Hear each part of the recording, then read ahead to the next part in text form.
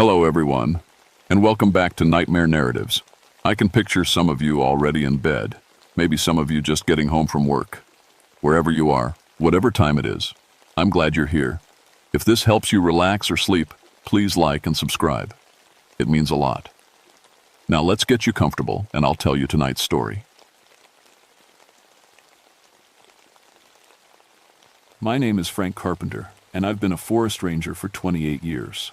I've seen bears tear apart campsites, watched lightning split 100-year-old trees in half, and pulled more lost hikers out of Alaska's wilderness than I care to count.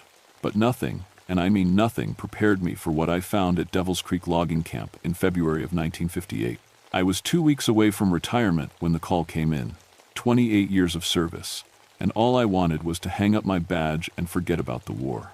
The Pacific Theater had given me enough nightmares to last 3 lifetimes. I figured walking through quiet forests and helping lost tourists would wash the blood out of my dreams. Mostly, it worked. The radio crackled to life around noon on February 12th.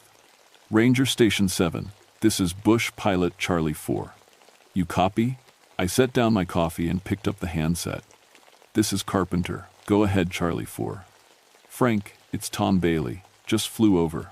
Devil's Creek camp on my supply run to Seward. Thought you should know there's smoke coming from those old buildings. That got my attention.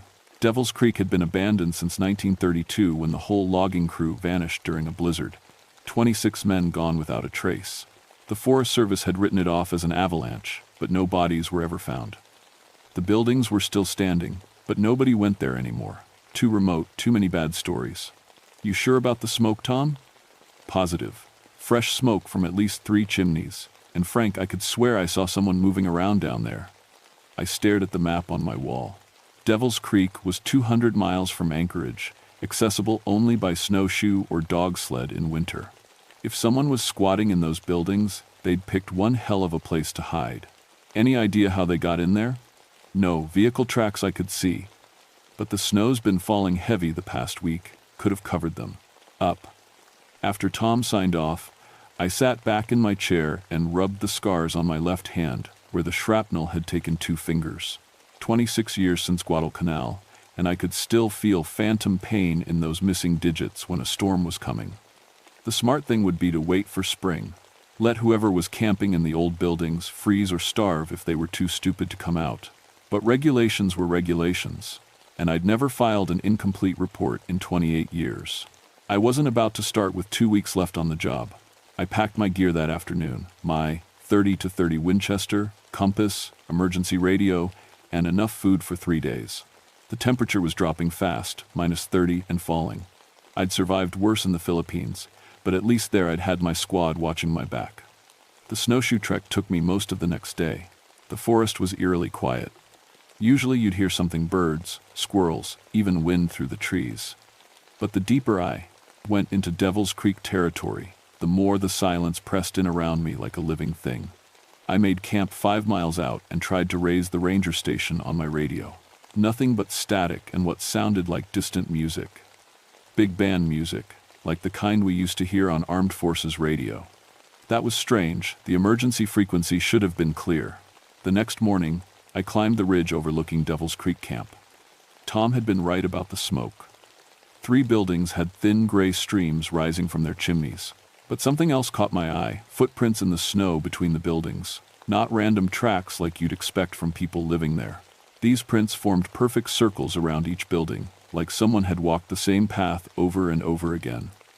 I counted 15 structures total: bunkhouses, a mess hall, equipment sheds, and the main office building, all exactly as they'd been left in 1932, just weathered and gray.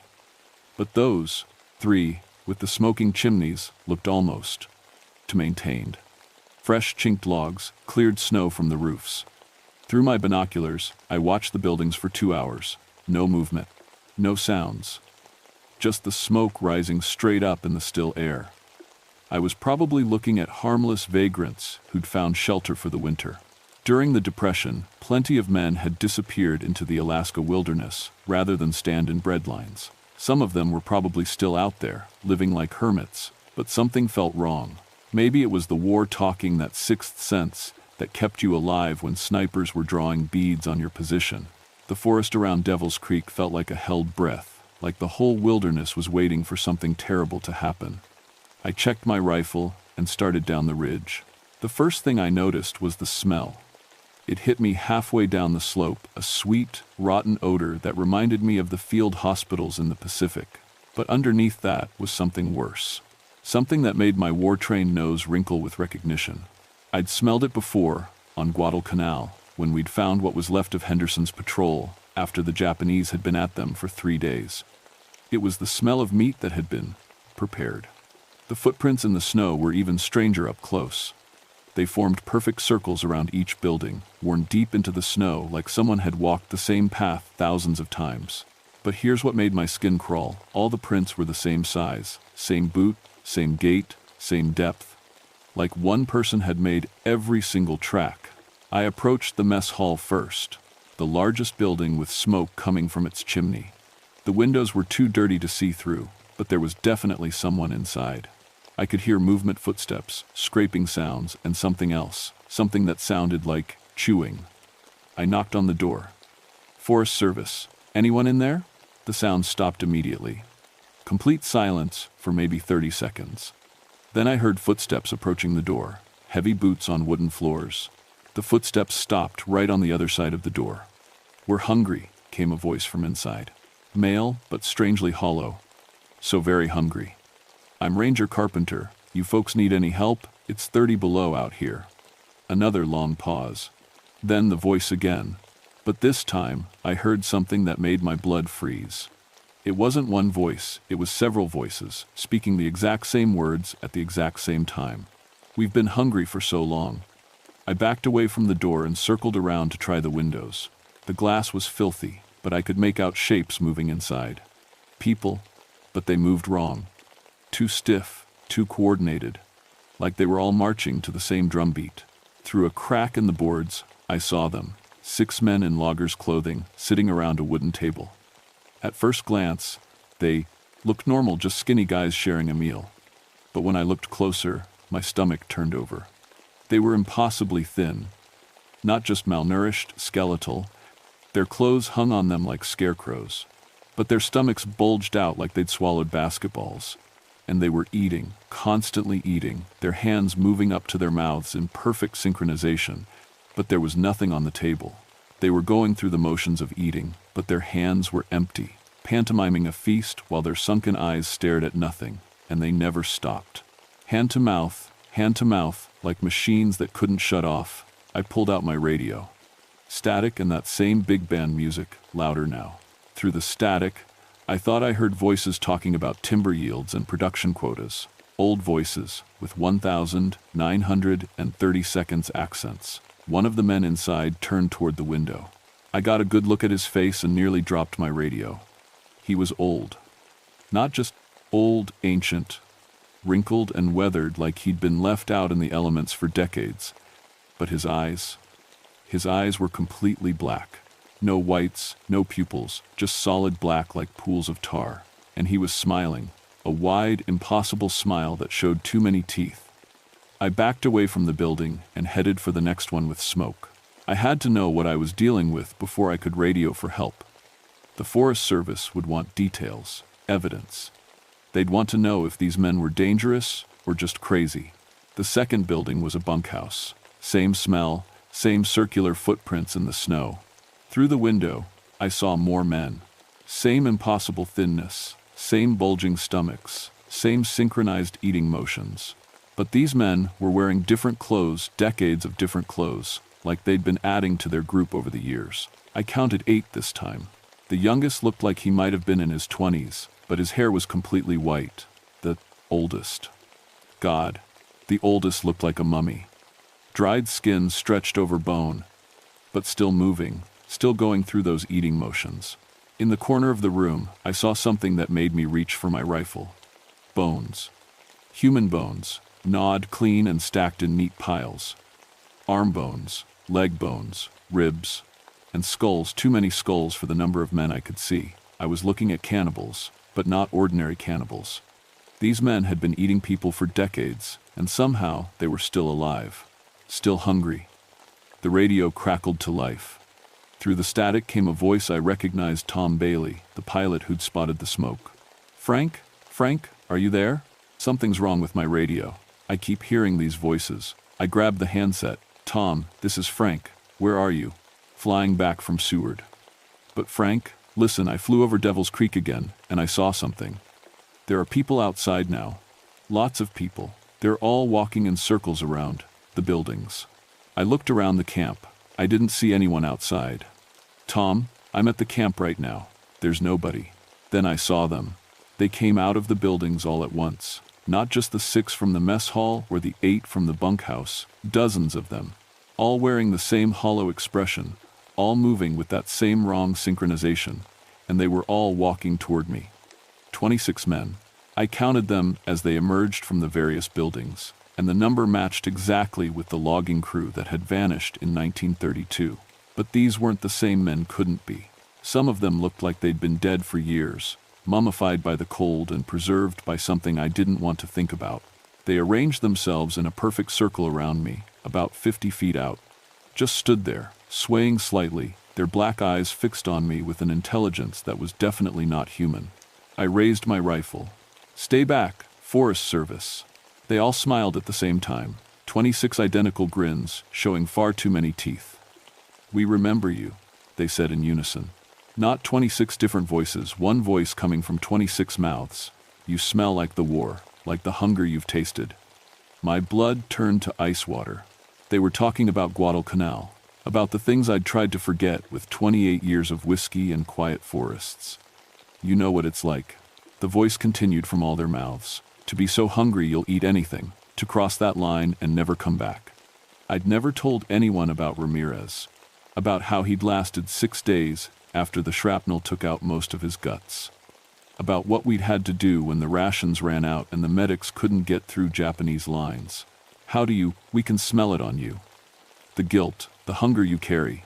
You understand us. They started walking closer, still in perfect formation. I aimed at the nearest one and pulled the trigger. The bullet took him center mass, spun him around, dropped him in the snow. But the others didn't react at all. They kept walking, kept smiling, and then the one I'd shot stood back up. There was a hole in his chest big enough to put my fist through. I could see daylight through the other side, but he brushed snow off his jacket and rejoined the circle like nothing had happened. We've been waiting for someone like you, they said. Someone who understands, someone who's crossed the line. I backed toward the tree line, working the bolt on my rifle. What are you? We are what hunger becomes when it never stops. We are what men become when they feast on flesh and find they can never be satisfied. The one in the lead, a big man in a supervisor's jacket, stepped forward. His face was barely human anymore, just skin stretched over skull, but when he spoke, his voice was different from the others, clearer, more individual. My name was Carter Willis. I was the foreman here in 1932. We got snowed in during the worst blizzard in 50 years. Food ran out after the first week. The others gathered closer around him, like children around a storyteller. We drew lots, Willis continued. Fair and square. Peterson drew the short straw. We told ourselves it was just survival, just staying alive until the snow melted. I'd heard this story before. Different war, different men, but the same desperate choices. But after we ate Peterson, we were still hungry. Hungrier than before. And there was Morrison, poor Morrison with his broken leg. He couldn't run.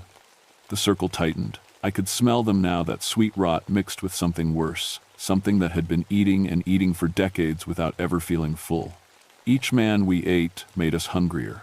And when the snow finally melted and the rescue teams came, well, we were the only ones left. The only ones they found. The report said, you all died in the Fife blizzard. Willis's ruined face smiled. We did die. But we kept eating. And when you cross that line, when you develop a taste for human flesh, death doesn't matter anymore. Hunger becomes all you are. I tried to run then, turned and sprinted for the forest, crashing through snow up to my knees. But they were faster than they looked. They spread out through the trees like they'd done this before, cutting off every escape route. I made it maybe 100 yards before they surrounded me again. Don't fight it, Willis said, stepping out from behind a massive spruce. You know what it's like, the hunger that never goes away. Join us, and you'll never have to feel guilty again. I'm not like you. No? Then why haven't you eaten a full meal in 28 years? Why do you pour whiskey on your food so you can't taste it properly? Why do you live alone in the forest, afraid of what you might do if you get too close to people? They were inside my head somehow, reading memories I'd buried so deep I'd almost convinced myself they weren't real. Ramirez lasted 6 days, Willis continued. 6 days of screaming while the infection ate him alive. But you couldn't let him die, could you? Couldn't waste the meat. Stop. You cut off his leg while he was still breathing. Told him it was to save his life, but you were already planning the soup you'd make from the bone marrow. Stop. I emptied my rifle into Willis. 6 shots, center mass. He staggered backward, black blood spraying from the wounds, but kept talking. That's why you became a ranger, why you chose the loneliest job you could find. You were afraid of the hunger, afraid you might develop a taste for it again. The other 25 moved closer. I could see my reflection in their black eyes, a scared old man who'd been running from his demons for 3 decades. Join us, they whispered in unison. Let the hunger out. Stop fighting what you are. I looked around the circle of ruined faces. Some were so decomposed I could see bone through the rotted flesh. Others looked almost fresh, like they'd joined the group recently. All of them had the same expression, a terrible joy, like they'd found something they'd been searching for their whole lives. And for a moment, God help me, I was tempted. The guilt had been eating me alive for 28 years. The dreams, the flashbacks, the way I couldn't look at raw meat without seeing Ramirez's face.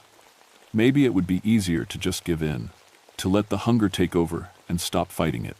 But then I remembered why I'd become a ranger in the first place. Not to hide from what I'd done, but to make up for it. 28 years of helping people, of saving lives, of doing good in the world. I reached into my pack and pulled out my emergency flares. No, I said, popping the first one. I may have crossed the line once, but I'm not like you. I learned to live with what I did. You just kept feeding it. The bright red light made them hiss and back away. Their faces looked even more horrible in the flare's glow, melted and twisted like candle wax. I lit 2 more flares and threw them at the nearest buildings. You want to know the difference between us? I shouted over their screams. I stopped. The flares caught the old wooden buildings faster than I'd expected. Dry timber and decades of neglect made perfect kindling.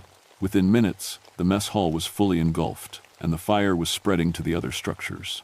The 26 creatures, I couldn't think of them as men anymore, stood transfixed by the flames. Their black eyes reflected the orange light like mirrors, and for the first time since I'd met them, they looked afraid. You don't understand, Willis said, his voice barely audible over the roar of the fire. We can't die. The hunger won't let us. Maybe not, I said, lighting another flare, but I can make sure you can't spread it either. I threw the flare at the nearest bunkhouse and watched it catch. The creatures moved away from the flames but didn't flee. They seemed drawn to the fire even as it terrified them. That's when I understood. The hunger had kept them alive for 26 years, but it had also trapped them here. They couldn't leave Devil's Creek because this was where it had started, where they'd first crossed the line from survival to something darker. The forest, Willis whispered. If the fire spreads to the forest. He didn't finish the sentence, but I knew what he meant. The hunger would spread with the flames. Every creature that died in the fire, every person who came to investigate, they'd all become part of it. The hunger would grow until it consumed everything. I looked at the wind direction, northeast, toward the main forest. If the fire jumped to the trees, it would take out thousands of acres, and everything it touched would become infected with whatever had turned these men into monsters. There's a way to stop it, Willis said, reading my thoughts again. But you won't like it. Tell me. The hunger needs flesh to survive. Living flesh, if there's no food source. I understood immediately. The creatures would starve without people to eat.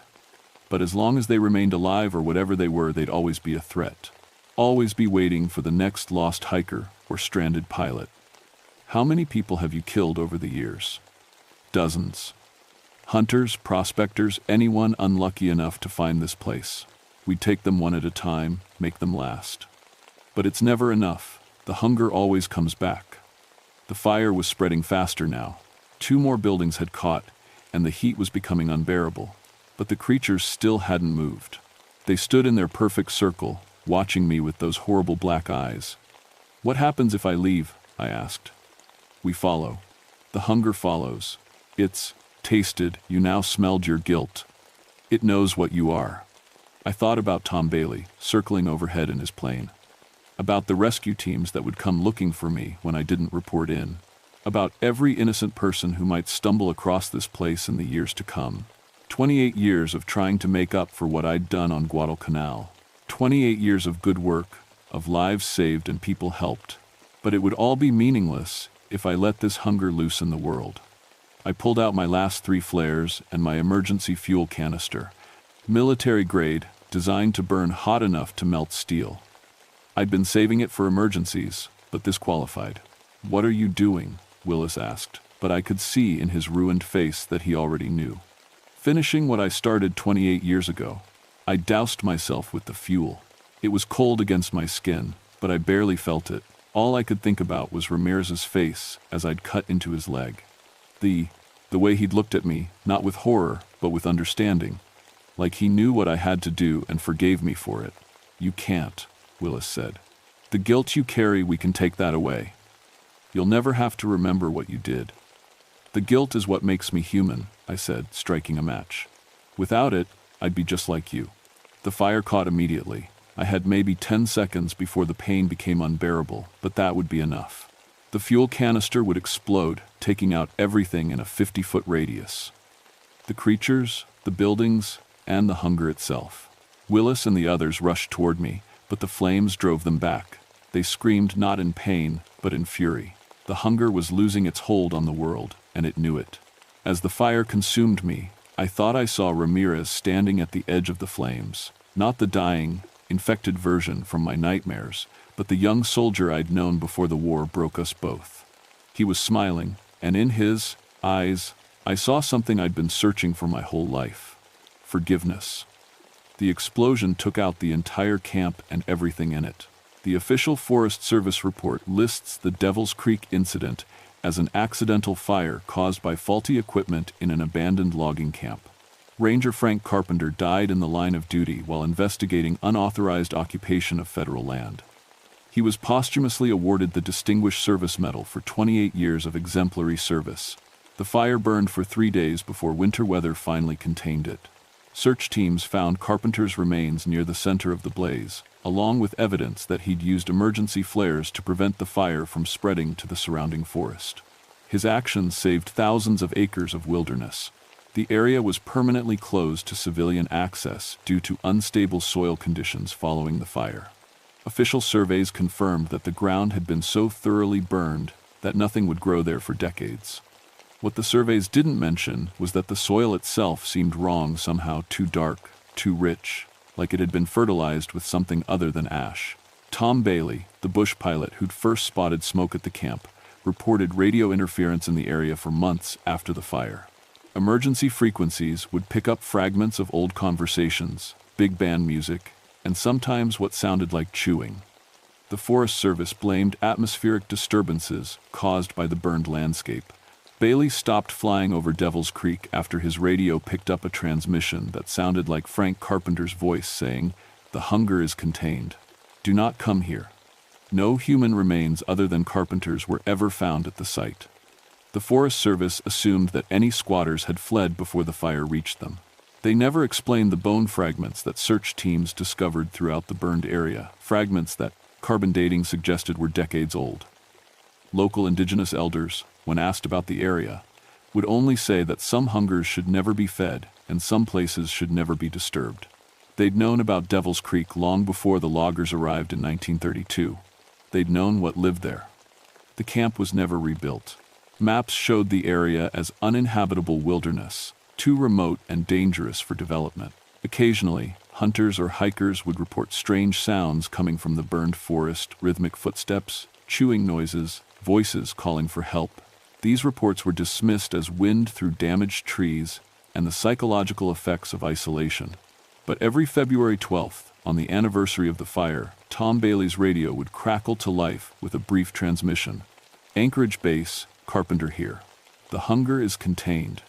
The message always came at exactly noon, and it always lasted for 30 seconds, long enough to confirm that somewhere in the burned wasteland of Devil's Creek, Frank Carpenter was still on duty, still making sure that some hungers stayed buried, still paying for sins that should have been forgiven long ago. The Forest Service keeps the area under surveillance, though they'd never admit it. Motion sensors, disguised as weather equipment, monitor the burn zone for any signs of movement. Satellite imagery is reviewed monthly for changes in the landscape. So far, nothing has grown back. The soil remains dark and rich, but seeds won't take root. Animals avoid the area entirely, as if they can sense something wrong with the ground itself. Sometimes, during winter storms, the monitoring equipment picks up heat signatures moving through the burned forest. Always the same pattern, figures walking in perfect circles around the location where the buildings once stood. The signatures appear for exactly 26 minutes, then vanish without explanation. The official position is equipment malfunction, caused by electromagnetic interference. But the technicians who review the recordings have noticed something troubling. Each year, the heat signatures seem a little stronger, a little more distinct, as if whatever Frank Carpenter contained in that fire is slowly working its way back to the surface. And every February 12th, when Tom Bailey's radio picks up that familiar transmission, the message is slightly different. Each year, it gets a little harder to understand. Each year, it sounds a little less like Frank Carpenter and a little more like something else, something hungry. But the area remains closed. The warnings remain in place. And somewhere in the darkness of the burned forest, a ranger continues his patrol, making sure that some doors stay locked forever.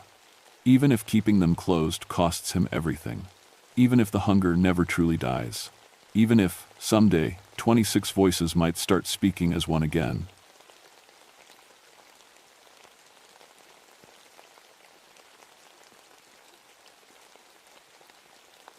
My name is Margaret Rivers, but everyone calls me Maggie. I'm 29 years old, and I'm probably the youngest female park ranger in all of Alaska. 3 years ago, I came up here to the Brooks Range, to the most remote station in North America. People think I'm crazy for wanting this job, but they don't understand. Sometimes, you need to get as far away from everything as possible. The burns on my arms tell a story I don't like to talk about. House fire, 2 years back. I lost my 2 little ones. Emma was 5, Tommy was 3. The doctor said I was lucky to survive. I don't feel lucky. That's why I'm here. 400 miles north of the Arctic Circle, where the nearest person is a 4-day hike away. My job is simple enough. I watch the wildlife, count the animals, make sure the land stays protected. During summer, it's beautiful up here, all green and alive. But winter is different. Winter is when the sun goes away for 65 days straight, and you're alone with just your thoughts and the cold. This is my 3rd winter doing the solo assignment. Most rangers won't take it. They say the darkness gets to you, makes you see things that aren't there. But I like the quiet. The cabin is small but warm, with thick walls and a good heating system. I've got my radio, my rifle, enough food to last until spring. It's December now, and I'm on day 47 without sunlight. The temperature outside is minus 50 degrees. Inside, it's cozy. I keep detailed logs of everything: weather, animal tracks, equipment checks. It helps keep my mind busy. But lately, something's been different. It started small, little things that didn't quite make sense. Yesterday morning, I found handprints on the outside of my window. Small handprints, like a child's, pressed into the frost. That was strange, because no one else is supposed to be out here. The nearest Inupiat village is 200 miles south, and they know better than to travel in this weather. I told myself it was probably just ice, forming in weird patterns. Ice can look like anything if you stare at it long enough. Then this morning, I found them again. Fresh ones. Perfect little handprints, right at the height where a 5-year-old might reach. Like Emma used to do on car windows. I sat at my kitchen table, drinking coffee, and staring at those prints through the glass. The coffee was hot, but my hands were shaking anyway. Not from cold, from something else. Just ice? I said out loud, just to hear a voice, even if it was my own. Just weird ice patterns. But deep down, I knew ice didn't make handprints that perfect. I've been keeping these audio logs for the rangers who'll come in spring. If something happens to me, they'll need to know what went wrong. That's standard procedure. But really, I think I'm just talking to keep myself sane. The thing about being alone for this long is that your mind starts playing tricks on you. I know this. I've read all the studies about isolation and what it does to people. Hallucinations are normal. Hearing voices is normal. Seeing things that aren't there is normal. But those handprints look so real. Tonight, I'm going to clean them off the window and see if they come back. That'll prove it's just ice. Just patterns that form overnight in the frost. Then, I can stop thinking about them. I have to stop thinking about them. Because when I look at those small handprints, all I can think about is Emma and Tommy, and how they used to press their faces against windows when it snowed. How they'd write their names in the fog with their little fingers. And that's a road my mind can't go down. Not here. Not alone. Day 48. The handprints came back. I cleaned the window last night with hot water, scrubbed every inch of frost away. This morning, they were there again. 5 little handprints, perfectly spaced, like someone small had been trying to look inside. But that's not the worst part. The worst part is what I found in the snow. Footprints. Small ones, leading right up to my cabin. Child-sized boots, maybe size 10 or 11. The prints come from the tree line, walk straight to my door, then just stop. Like whoever made them disappeared right at my doorstep. I followed the trail back to the trees with my flashlight. The beam cut through the darkness, showing me track after track in the snow. But about 50 yards from the cabin, they stopped. Just ended, like the person making them had vanished into thin air. I stood there in the cold, my breath making clouds in the beam of my flashlight, and I felt something I hadn't felt since the fire. Fear. Real, deep-down fear that makes your stomach twist up. "Hello?" I called out. My voice sounded tiny in all that empty space. "Is someone out there?" Nothing. Just whined through the trees. But I swear I heard something else. Something that made my blood go cold. Laughter. Soft, high-pitched laughter, like children playing. I ran back to the cabin and locked the door. Sat at my radio and tried to call for help, but all I got was static. The radio's been acting up lately. Instead of normal static, it makes these weird sounds. Almost like whispers or singing. I know what you're thinking if you ever hear these tapes. You're thinking, I'm losing it, that the isolation is getting to me. Maybe you're right. Maybe those footprints are just snow drifts, and maybe that laughter was just wind through the trees. Maybe the handprints are ice, and maybe my radio is just broken. But I've been doing this job for 3 years. I know the difference between animal tracks and human tracks. I know what wind sounds like and what laughter sounds like. And those prints, they were fresh. Made sometime after the snow stopped falling around midnight. The temperature outside was minus 45 degrees last night. No child could survive 10 minutes in that cold, let alone walk 50 yards through deep snow to my cabin. So, either I'm going crazy or something impossible is happening out here. I spent the day checking my equipment, making sure everything was working right. The heating system is fine, the walls are solid, the door lock's tight, my rifle is loaded and ready. But none of that makes me feel better. Because how do you fight something that leaves footprints but no trail back? As evening came on, I started hearing new sounds. Tapping on the walls, soft and rhythmic, like someone knocking, but not quite, more like fingers drumming against wood. I went outside with my rifle and my flashlight. Walked all around the cabin, checking every inch. No footprints in the snow, no sign that anyone had been there. But the tapping continued from inside. When I came back in, it stopped. Now it's late, and I'm sitting here with all the lights on, writing this log. The cabin feels different tonight, warmer somehow, which doesn't make sense because I haven't touched the heat. The temperature gauge says it's 20 degrees warmer in here than it should be. And I keep hearing things, soft sounds, like whispers in another language. Sometimes it sounds like singing, the kind of songs mothers sing to help children sleep. I found something else today, too, drawings. They were stuck under my door when I woke up. 4 pieces of paper, covered in crayon drawings of stick figures. Adults and children holding hands. A house with smoke coming out of the chimney. A family sitting around a table. The paper was old and yellowed, like it had been buried in snow for years. The crayons were worn down to tiny stubs. And the drawings? They looked like the kind of pictures Emma and Tommy used to make. I should throw them away. I know I should, but I put them on my kitchen table instead, next to my coffee cup. They make the cabin feel less empty. That scares me more than the footprints, more than the laughter, because it means some part of me wants this to be real. Some part of me wants to believe that somewhere out there in the dark and cold, there are children who need help. And that's dangerous thinking when you're alone in the wilderness. Day 52. They're getting bolder. I can hear them outside every night now, voices calling my name through the wind. Maggie, they say, soft and sweet. Maggie, we're cold. Maggie, can you help us? The voices sound young, maybe 5 or 6 years old. Sometimes they speak English, sometimes something else. Inupiat, I think, though I only know a few words of the language. I've stopped going outside after dark.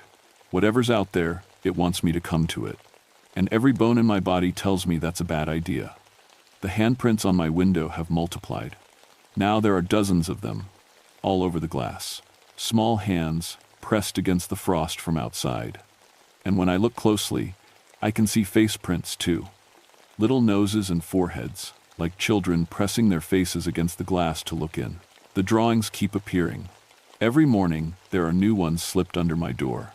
Pictures of families, of children playing in snow, of warm houses with smoke rising from chimneys. The paper is always old and brittle, like it's been frozen for years.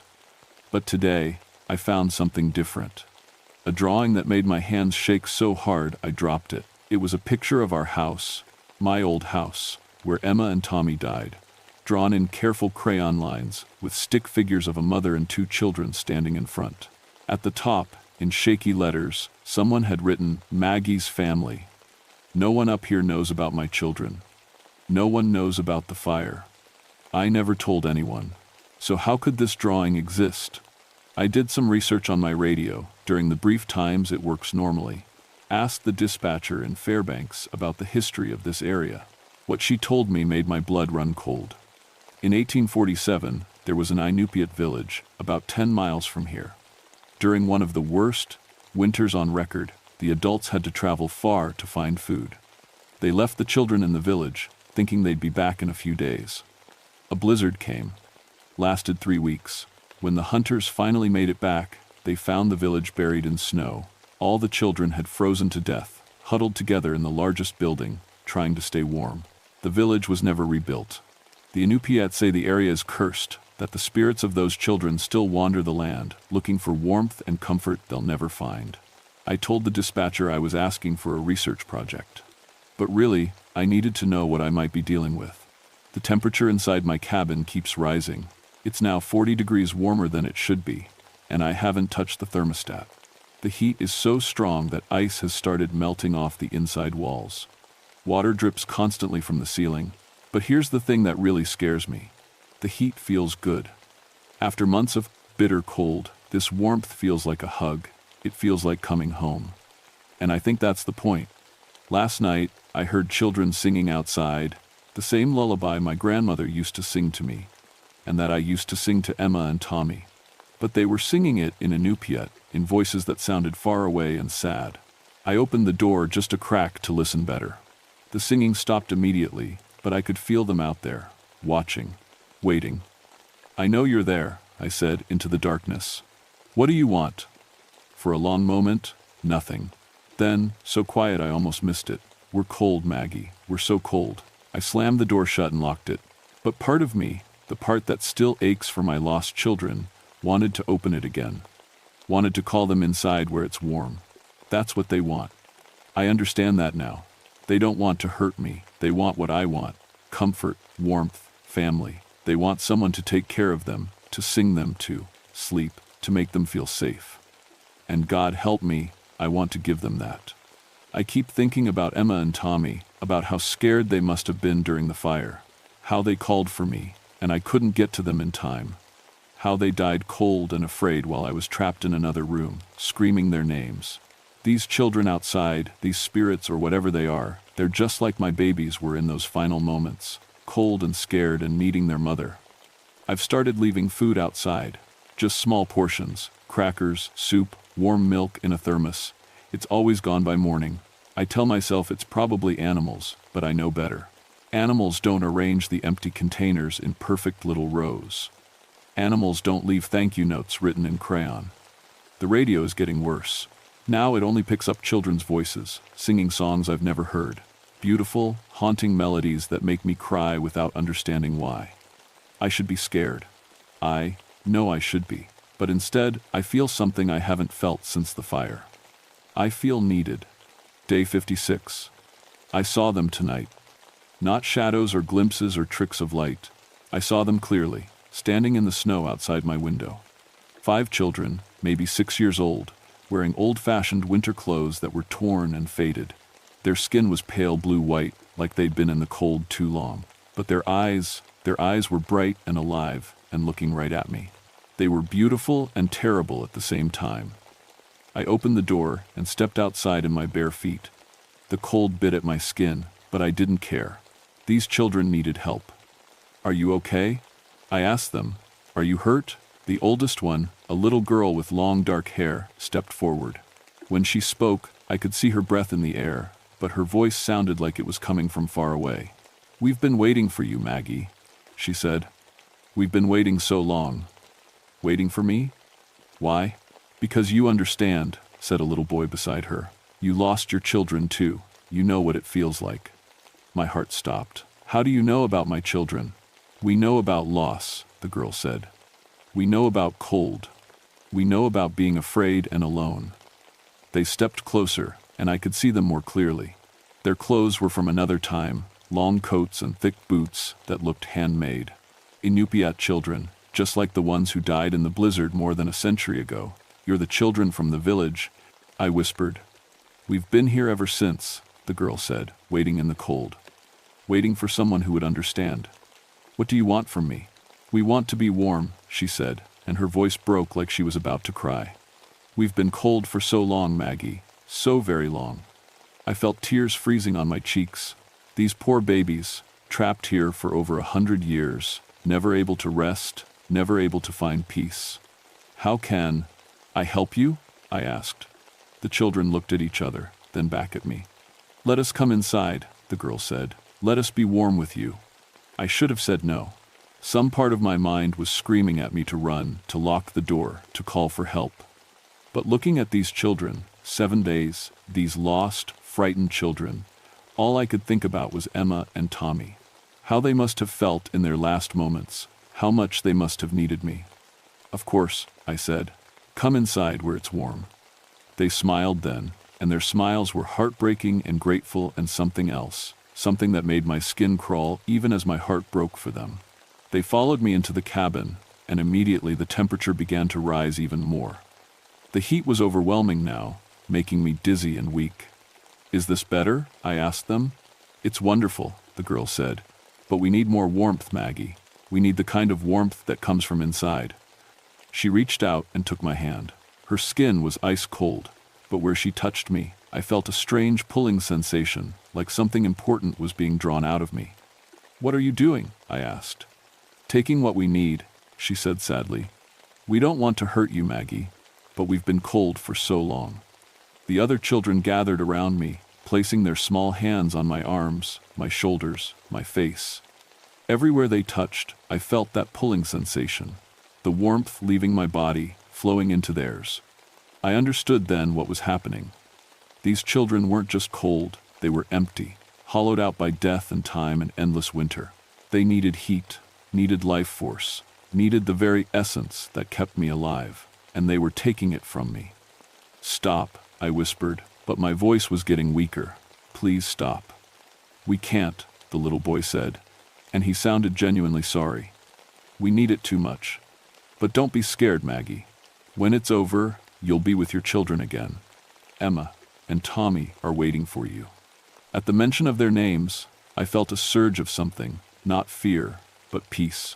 Because these children were right. I had lost everything that mattered to me. My babies were gone, and I was just marking time until I could be with them again. Maybe this was how it was supposed to happen. I closed my eyes and felt the warmth flowing out of me. The children's hands were getting warmer as mine got colder. Their skin was returning to a healthy pink as mine turned pale. "Thank you," the girl whispered. "Thank you for understanding." But as I felt my life slipping away, I had one last moment of clarity. These children had been taking warmth from travelers for over a century. They would never be satisfied, never be truly warm, never find peace. They would just keep taking and taking from anyone who was foolish enough to help them. But I was too weak to fight now, too tired to resist. "It's okay," I told them, thinking of Emma and Tommy. "It's okay." The last thing I remembered was the sound of children singing, soft and sweet, as the world went dark around me. From the official report filed by Ranger Station Supervisor James Mitchell, the 15th of February 1968, Ranger Margaret Rivers was found deceased in her cabin on February 12th, after failing to respond to radio contact for 3 weeks.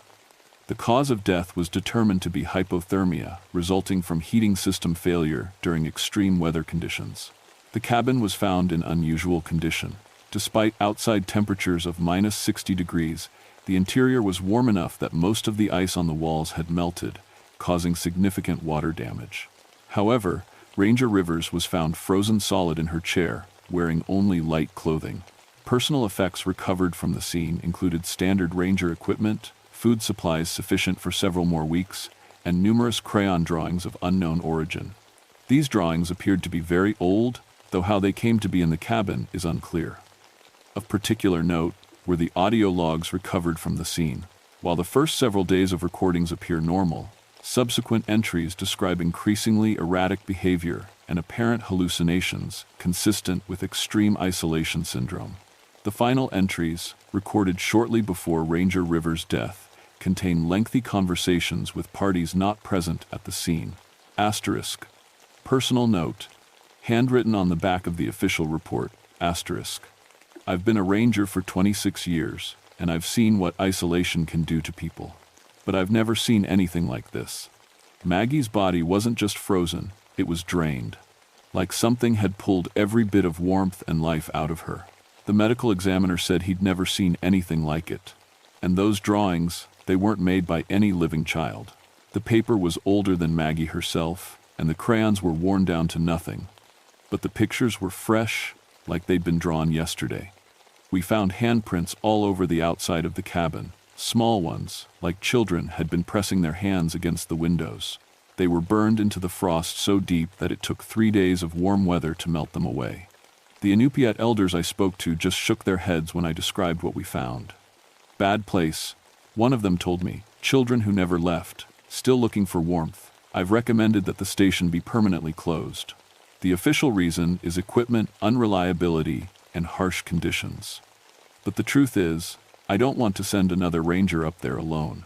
Since Maggie's death, 3 other isolated stations have reported similar phenomena. Children's voices on the radio, handprints on windows, rangers talking to people who aren't there. Whatever happened to Maggie is spreading. Or maybe it was always there, and we just never noticed because no one survived long enough to tell the story. Either way, I'm putting in for retirement next month. Some things you see in this job, you can explain away. Others follow you home and whisper at your windows when you're trying to sleep. The night after we found Maggie's body, I went home to my family. Hugged my kids a little tighter, made sure their rooms were warm enough, because I keep thinking about those drawings, about children who died cold and afraid more than a century ago. And I wonder if warmth is something you can really give to the dead, or if they just keep taking it from the living, one person at a time, forever. Asterisk. Final entry found in Ranger Rivers' personal journal. Asterisk. They're not gone. I thought when I died, they would be satisfied, would finally be warm enough to rest. But they're still here, still cold, still searching. I understand now. The dead don't need warmth, they need life. And no matter how much they take, it's never enough. Because you can't fill an empty space with something borrowed. It just flows. Right through. But I'm with Emma and Tommy now. That part is real. That part is warm. If you ever find yourself alone in the wilderness, and you hear children calling your name in the dark, don't answer. Don't open your door. Don't try to help. Some kinds of cold can never be warmed. Some kinds of lost can never be found. And some kinds of love, Some kinds of love will destroy you, one small piece at a time, until there's nothing left but the echo of children singing lullabies in the endless night.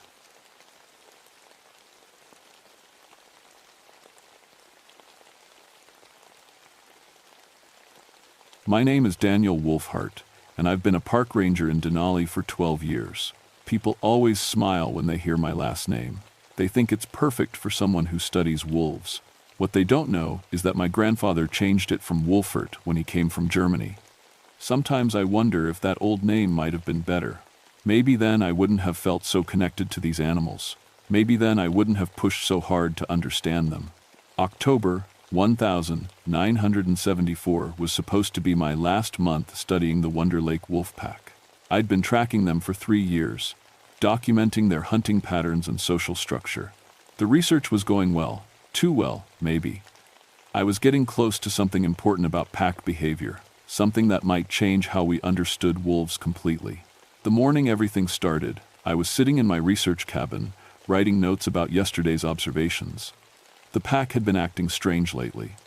Usually, they hunted in the early morning and evening.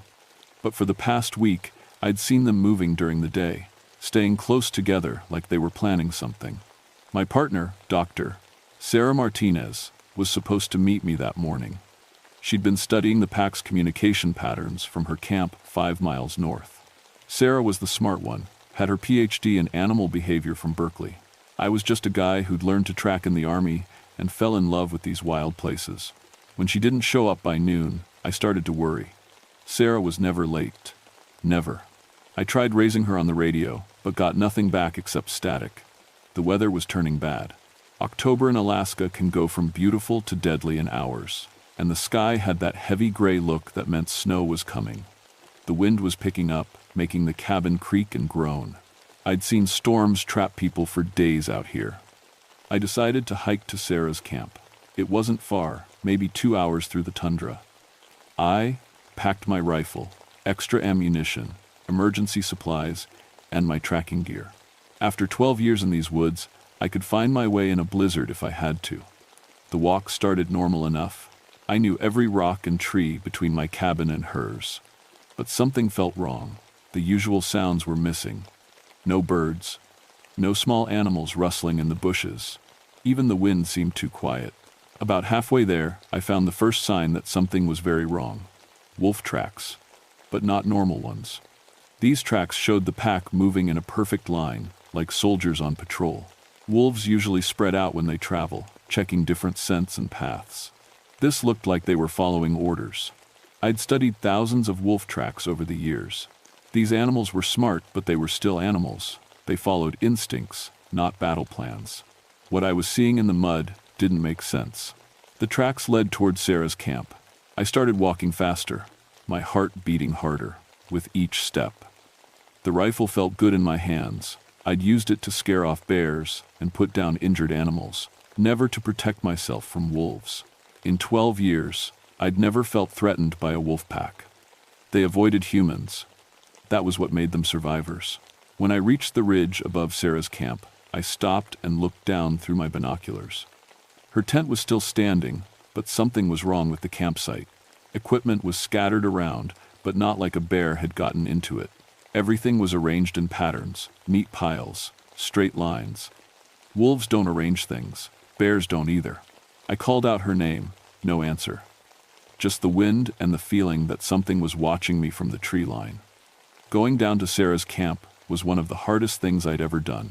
My gut was telling me to turn around and hike back to my cabin, but Sarah was my partner, and maybe she was hurt and needed help. The scene at her camp made my stomach turn. Sarah's sleeping bag was ripped open, covered in blood, but there was no body. Her clothes were scattered around the fire pit, torn but placed in a circle like some kind of ceremony. Her research notes were missing, but her equipment was still there. A bear would have destroyed everything looking for food. A wolf pack would have just taken what smelled interesting and left the rest alone. This looked like someone had been looking for something specific. I found her radio smashed against a tree. The pieces were arranged in a straight line, like they'd been placed there on purpose. Then I found the tracks. Wolf prints surrounded the entire camp, but they weren't scattered like you'd expect from a pack investigating new smells. They formed a perfect circle around where Sarah's tent had been, like they'd surrounded her, like they'd planned it. I'd studied wolf hunting behavior for years. They used teamwork, sure, but it was instinct. Pack animals working together to bring down prey. This looked different. This looked like strategy. I started following the trail, leading away from camp. The tracks showed at least 8 wolves, maybe more. They were heading north, deeper into the park, away from the roads and cabins. 3 miles from Sarah's camp, I found her body. I've seen death before, in the army and from animal attacks out here. But nothing had prepared me for what I found in that clearing. Sarah was lying in the center of a perfect circle of stones. Her arms were positioned straight at her sides. Her eyes were closed, like she was sleeping. But her throat had been torn out, and there were bite marks all over her body. The stones in the circle weren't random rocks. They were all the same size, all placed exactly the same distance apart. It would have taken hours to arrange them like that. Animals don't build monuments. I checked my rifle and started backing away from the clearing. Every instinct I had was screaming at me to run. But I forced myself to think like a scientist, like Sarah would have wanted. Maybe this was some kind of territorial display. Maybe there was a rogue wolf, kicked out of its pack, going crazy from isolation. Maybe I was seeing patterns that weren't really there because I was scared and alone. Then I heard the howling. It started from one direction, then answered from another. Then another. They were surrounding me, just like they'd surrounded Sarah's camp. But this wasn't normal wolf communication. The howls had a rhythm to them, like a code, like they were talking to each other, coordinating their movements. I'd heard thousands of wolf vocalizations over the years. They howled to find each other, to claim territory, to celebrate a hunt. This was different. This sounded like language. My radio crackled to life. "Base to Wolfheart, come in." I grabbed it, grateful to hear a human voice. "Wolfheart, here. I need immediate backup at coordinates." I stopped, the voice on. The radio wasn't coming from park headquarters. It was coming from the woods around me. And it was howling. The radio was picking up the wolf pack's vocalizations and somehow translating them into human speech patterns. That was impossible. Radios don't work that way. I switched the radio off and started running. The howling followed me for miles. Sometimes it was close, sometimes far away, but it never stopped completely. They were tracking me, staying just out of sight but letting me know they were there. By the time I reached my cabin, the sun was setting. I locked the door, loaded my rifle, and tried to think rationally about what I'd seen. Sarah was dead. That was real. The stone circle was real. The coordinated tracks were real. Everything else had to have an explanation. Wolves were smart animals, but they were animals. They didn't plan murders or build monuments or speak through radio equipment. I tried calling park headquarters on the emergency radio, but I only got static. The storm was getting worse, and the mountains blocked a lot of signals anyway. I'd have to wait until morning to get help. I made dinner and tried to review my notes, looking for any signs that the pack had been acting unusually aggressive. But I kept thinking about those perfectly arranged stones and the way the tracks formed circles and lines instead of the random patterns wolves usually made. Around midnight, I heard scratching at the cabin door. At first I thought it was just the wind blowing branches against the wood, but the sound was too regular, too purposeful, like something was trying to get my attention. I picked up my rifle and looked out the window. 8 pairs of eyes stared back at me from the darkness. The wolves had found my cabin. The pack stayed outside my cabin all night. I could see their eyes reflecting the light from my lantern. 8 bright spots in the darkness that never seemed to blink. They didn't howl or try to break in. They just watched. I'd never heard of wolves doing that before. They usually avoided human buildings, especially ones that smelled like people and cooking food. These wolves were acting like they were studying me, learning my habits. When morning came, they were gone, but they'd left something behind. The area around my cabin was covered in tracks, but not random ones. The wolves had walked in perfect geometric patterns, triangles, squares, even what looked like letters. It was like they'd spent the night writing messages in the dirt.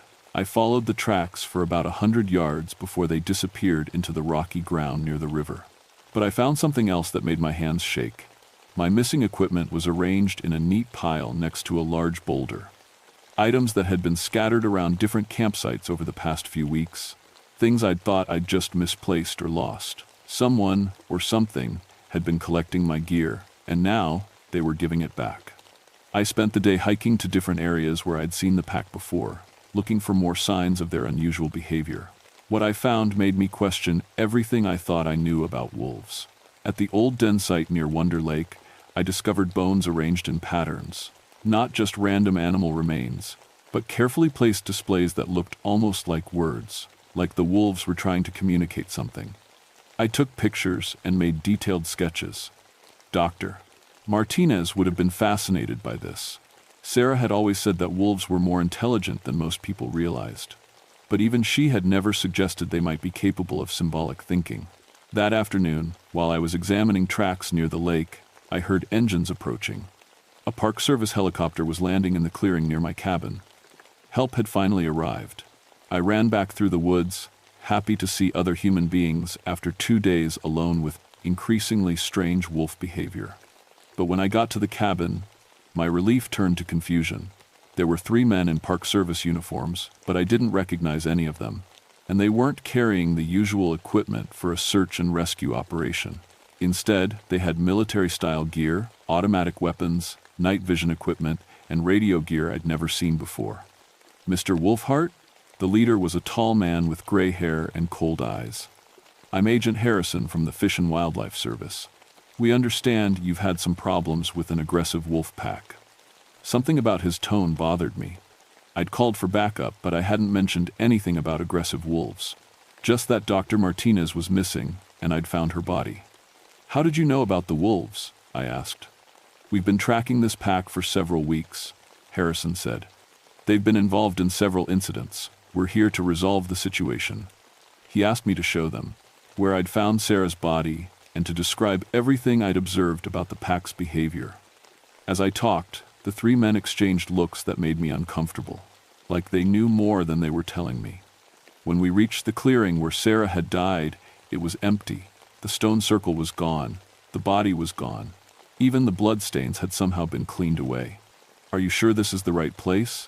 Harrison asked. I stared at the empty ground, trying to understand what had happened. I'd marked the location carefully. This was definitely the spot. But there was no evidence that anything had ever happened here. Someone moved the body, I said, and cleaned up the scene. Or maybe you were confused, one of the other agents suggested. Stress can make people see things that aren't really there. They were treating me like I was crazy. Like I'd imagined finding my partner's mutilated corpse in a circle of stones. We hiked back to my cabin as the sun was setting. The agents set up their equipment and told me they'd be staying the night to observe the pack's behavior. I was supposed to stay inside and let them handle everything, but I couldn't sleep. Something was wrong about these men and their sudden appearance. In 12 years as a ranger, I'd never seen fish and wildlife agents with military equipment. And how had they known to come looking for this specific wolf pack? Around 2 a.m., I heard gunfire. I grabbed my rifle and looked out the window. The 3 agents were spread out in the clearing, shooting at something in the tree line. Muzzle flashes lit up the forest, and I could hear bullets hitting trees and rocks. But I couldn't see what they were shooting at. The gunfire stopped suddenly. One of the agents was on the radio, calling for backup. I heard him say, "The subjects are more organized than expected. We need additional support." Subjects? What kind of fish and wildlife operation referred to wolves as subjects? I decided to sneak out the back of the cabin and see what was really happening. But when I opened the rear door, I came face to face with the biggest wolf I'd ever seen. It was standing just 10 feet away, staring directly at me. Its eyes reflected the light from inside the cabin, and for a moment I felt like I was looking at something that understood exactly who I was and what I was doing there. The wolf didn't growl or show its teeth. It just watched me for several long seconds, then turned and disappeared into the darkness. In the morning, the 3 agents were gone. Their equipment was missing, their helicopter was gone, and there was no sign they'd ever been there, except for bullet holes in the trees and empty shell casings scattered around the cabin. I tried calling park headquarters on the emergency radio, but the response confused me even more. "There are no fish and wildlife agents assigned to your area," the dispatcher told me. "And we don't have any record of Dr. Martinez being reported missing." According to the official records, Sarah was supposed to be on vacation in California. Her research camp had never existed. My reports about unusual wolf behavior had never been filed. Someone was erasing the evidence of what had happened. And I was starting to understand that this wasn't just about a rogue wolf pack. This was about something much bigger and much more dangerous. That night, I made a decision that probably saved my life. Instead of staying in the cabin, I packed my essential gear and hiked to an old hunting shelter about 3 miles away. Something told me the wolves knew exactly where I lived, and I needed to break the pattern. I was right. Around midnight, I heard the sound of my cabin being destroyed. From the ridge above the shelter, I could see lights and movement around my research station.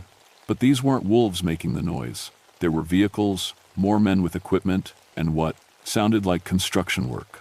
Someone was cleaning up the scene, making it look like I'd never been there at all. I spent the next day hiding and watching, trying to figure out who these people were and what they wanted. Late in the afternoon, I overheard a radio conversation that changed everything. "The Wolfhart situation is contained," a voice said. "Research data has been recovered, and the witness is isolated. Proceed with termination of remaining subjects." Subjects. They kept using that word about the wolves. "What about the memory inheritance factor?" another voice asked. "That's why we're here. The 1943 protocol failed to account for genetic information transfer. These animals have retained tactical knowledge from their predecessors." 1943. I knew that date. It was when the government had used poison to kill most of the wolf population in this area. Officially, it was to protect caribou herds. But what if there had been another reason? That night, I decided to find the pack and try to understand what was really happening.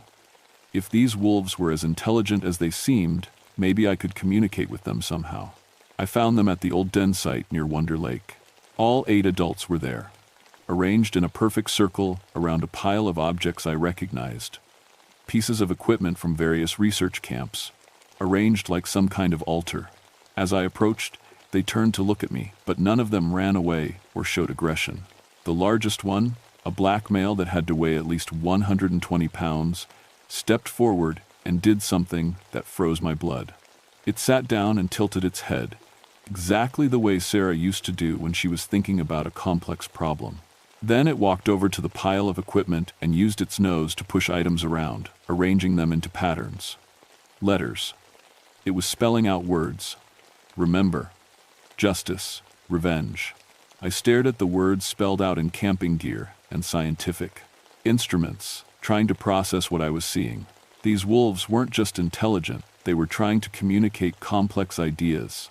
The black wolf looked at me and then walked to another part of the clearing. It started digging, and the rest of the pack joined in. Within minutes, they'd uncovered something that had been buried there. Human bones, old ones from the look of them. And mixed in with the bones were pieces of metal, collars, tags, and what looked like radio equipment from the 1942. I understood then. These weren't just wolves. They were the descendants of wolves that had been used in some kind of government experiment decades ago. And somehow, they'd passed down memories of what had been done to them. The sound of helicopters approaching made us all look up. Spotlights were sweeping the area, and I could hear men shouting orders. The cleanup crew had found us. The pack leader looked at me one more time, and in its eyes I saw something that chilled me to the bone. It wasn't just animal intelligence. It was human intelligence, the kind that could plan and remember and want revenge. The wolves scattered into the forest as the helicopters landed. Armed men poured out, shouting orders and spreading out to surround the area. These weren't fish and wildlife agents. They were military, with equipment designed for hunting something very dangerous. I ran toward the tree line, but one of the soldiers saw me and started shooting. I dove behind a fallen log as bullets splintered the wood around me. "Target is mobile," I heard someone shout. "Initiate containment protocol." I was crawling through the underbrush when I heard the howling start. But this wasn't coming from the forest. It was coming from behind the soldiers. The pack had circled around and was attacking from the rear. I heard screaming and gunfire, then more screaming. The wolves were using the same tactical coordination I'd seen in their tracks, working together. to take down armed men. I kept crawling until I reached a small stream, then followed it downstream, staying low and trying to put distance between me and the fighting. Behind me, the gunfire was getting sporadic. The screaming had mostly stopped. When I finally stopped to rest, I realized I wasn't alone. The black wolf was standing on the opposite bank of the stream, watching me. It crossed the water slowly, deliberately, and I knew my time had run out. I'd seen what this pack could do to trained soldiers. I was just one man with a rifle. But instead of attacking, the wolf sat down in front of me and did something impossible. It spoke, not with words, but with perfect mimicry of human speech patterns. Sarah's voice coming from the wolf's throat. "Daniel, understand, not your fault." Then it changed to other voices. Men I didn't recognize, speaking in older dialects. The poison. Children dying. Remember the pain. Government promised. Food. Brought death. Passed down. Generation to generation. Never forget. The wolf was speaking with the voices of people who had died decades ago. People who had trusted the government and been betrayed. And somehow, their memories had become part of the pack's genetic inheritance. I lowered my rifle. "What do you want from me?" The wolf tilted its head, Sarah's gesture again, and walked back to the stream. It used its paw to write in the mud. "Witness. Tell. Remember." I understood. They didn't want to kill me. They wanted someone to survive and tell the truth about what had happened here, both decades ago and tonight. The sounds of helicopters were getting closer again. The wolf looked at me one more time, then disappeared into the forest. I made it back to the main park road 3 days later, half frozen and nearly dead from exhaustion. The official story was that I'd gotten lost during a routine survey and suffered from exposure and hypothermia. According to the records, Dr. Sarah Martinez had never been assigned to Denali. My research on wolf behavior had been transferred to another scientist, and the Wonder Lake area was permanently closed to researchers due to environmental sensitivity concerns.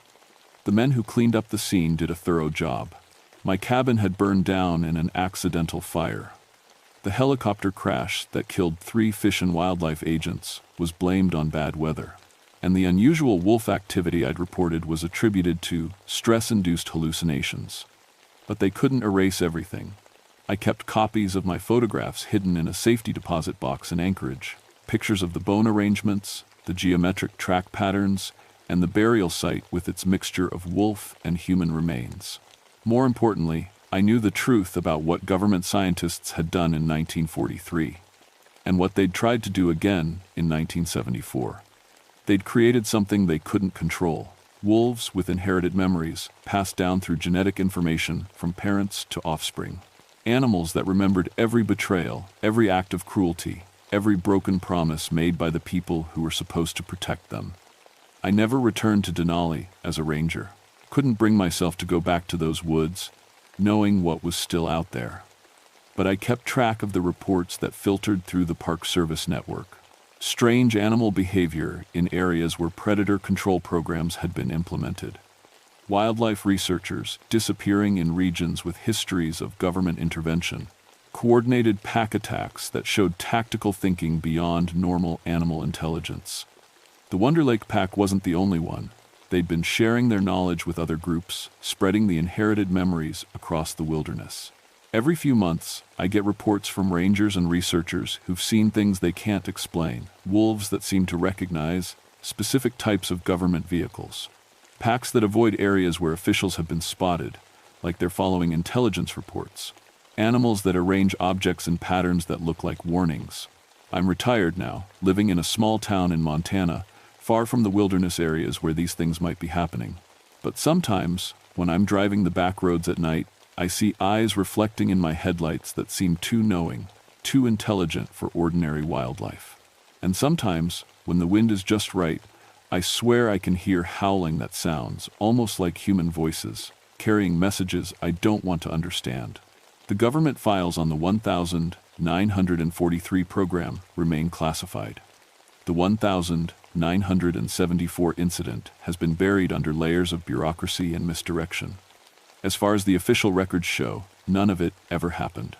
But the wolves remember, and they're still out there, In every wilderness where government programs once tried to control or eliminate, waiting, planning, passing down their memories to new generations that will never forget what was done to their ancestors. If you're a researcher planning to study wolf behavior in areas with histories of predator control, I have one piece of advice. Don't go alone. Don't trust official assurances that everything is safe. And if you see track patterns that look too organized or hear vocalizations that sound too much like language, get out immediately. Because some wounds run deeper than individual memory. Some knowledge gets passed down in ways science doesn't fully understand yet, and some animals never forgive. The pack that remembers is still watching, still waiting, still planning their justice.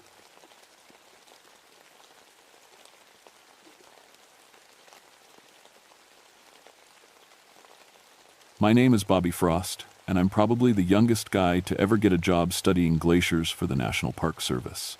At 28, most people think I'm crazy for spending my time on chunks of ice in Alaska, but I love it. There's something about glaciers that gets to me. They're like giant history books made of frozen water, holding secrets from thousands of years ago. I've been working at Glacier Bay National Park for 5 years now, got my fancy degree from MIT, which impressed my boss enough to give me my own research station way out on Muir Glacier. It's not much to look at, just a small building sitting on ice that's 200 feet thick. But it's mine, and I do important work there. Climate change research, they call it. I drill down into the ice and pull up samples to see what the world was like before cars and factories started pumping junk into the air. The thing is, I'm not great with people. Never have been. Give me numbers and data and scientific equipment, and I'm happy as can be. But put me in a room full of folks trying to make small talk, and I freeze up worse than my ice samples. That's probably why I like working alone on the glacier. Just me, my equipment, and the endless white silence. March is a weird time on the glacier. That's when the ice starts breaking up after winter. You can hear it groaning and cracking all day long, like some giant beast stretching after a long sleep. Most researchers clear out during breakup season because it's dangerous.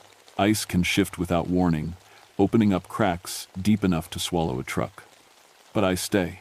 The ice cores I can get during breakup are special. The movement brings up older ice, stuff that's been buried for centuries. My station sits about 50 miles from the nearest town, accessible only by helicopter when the weather's good. And Alaska weather is never good for long.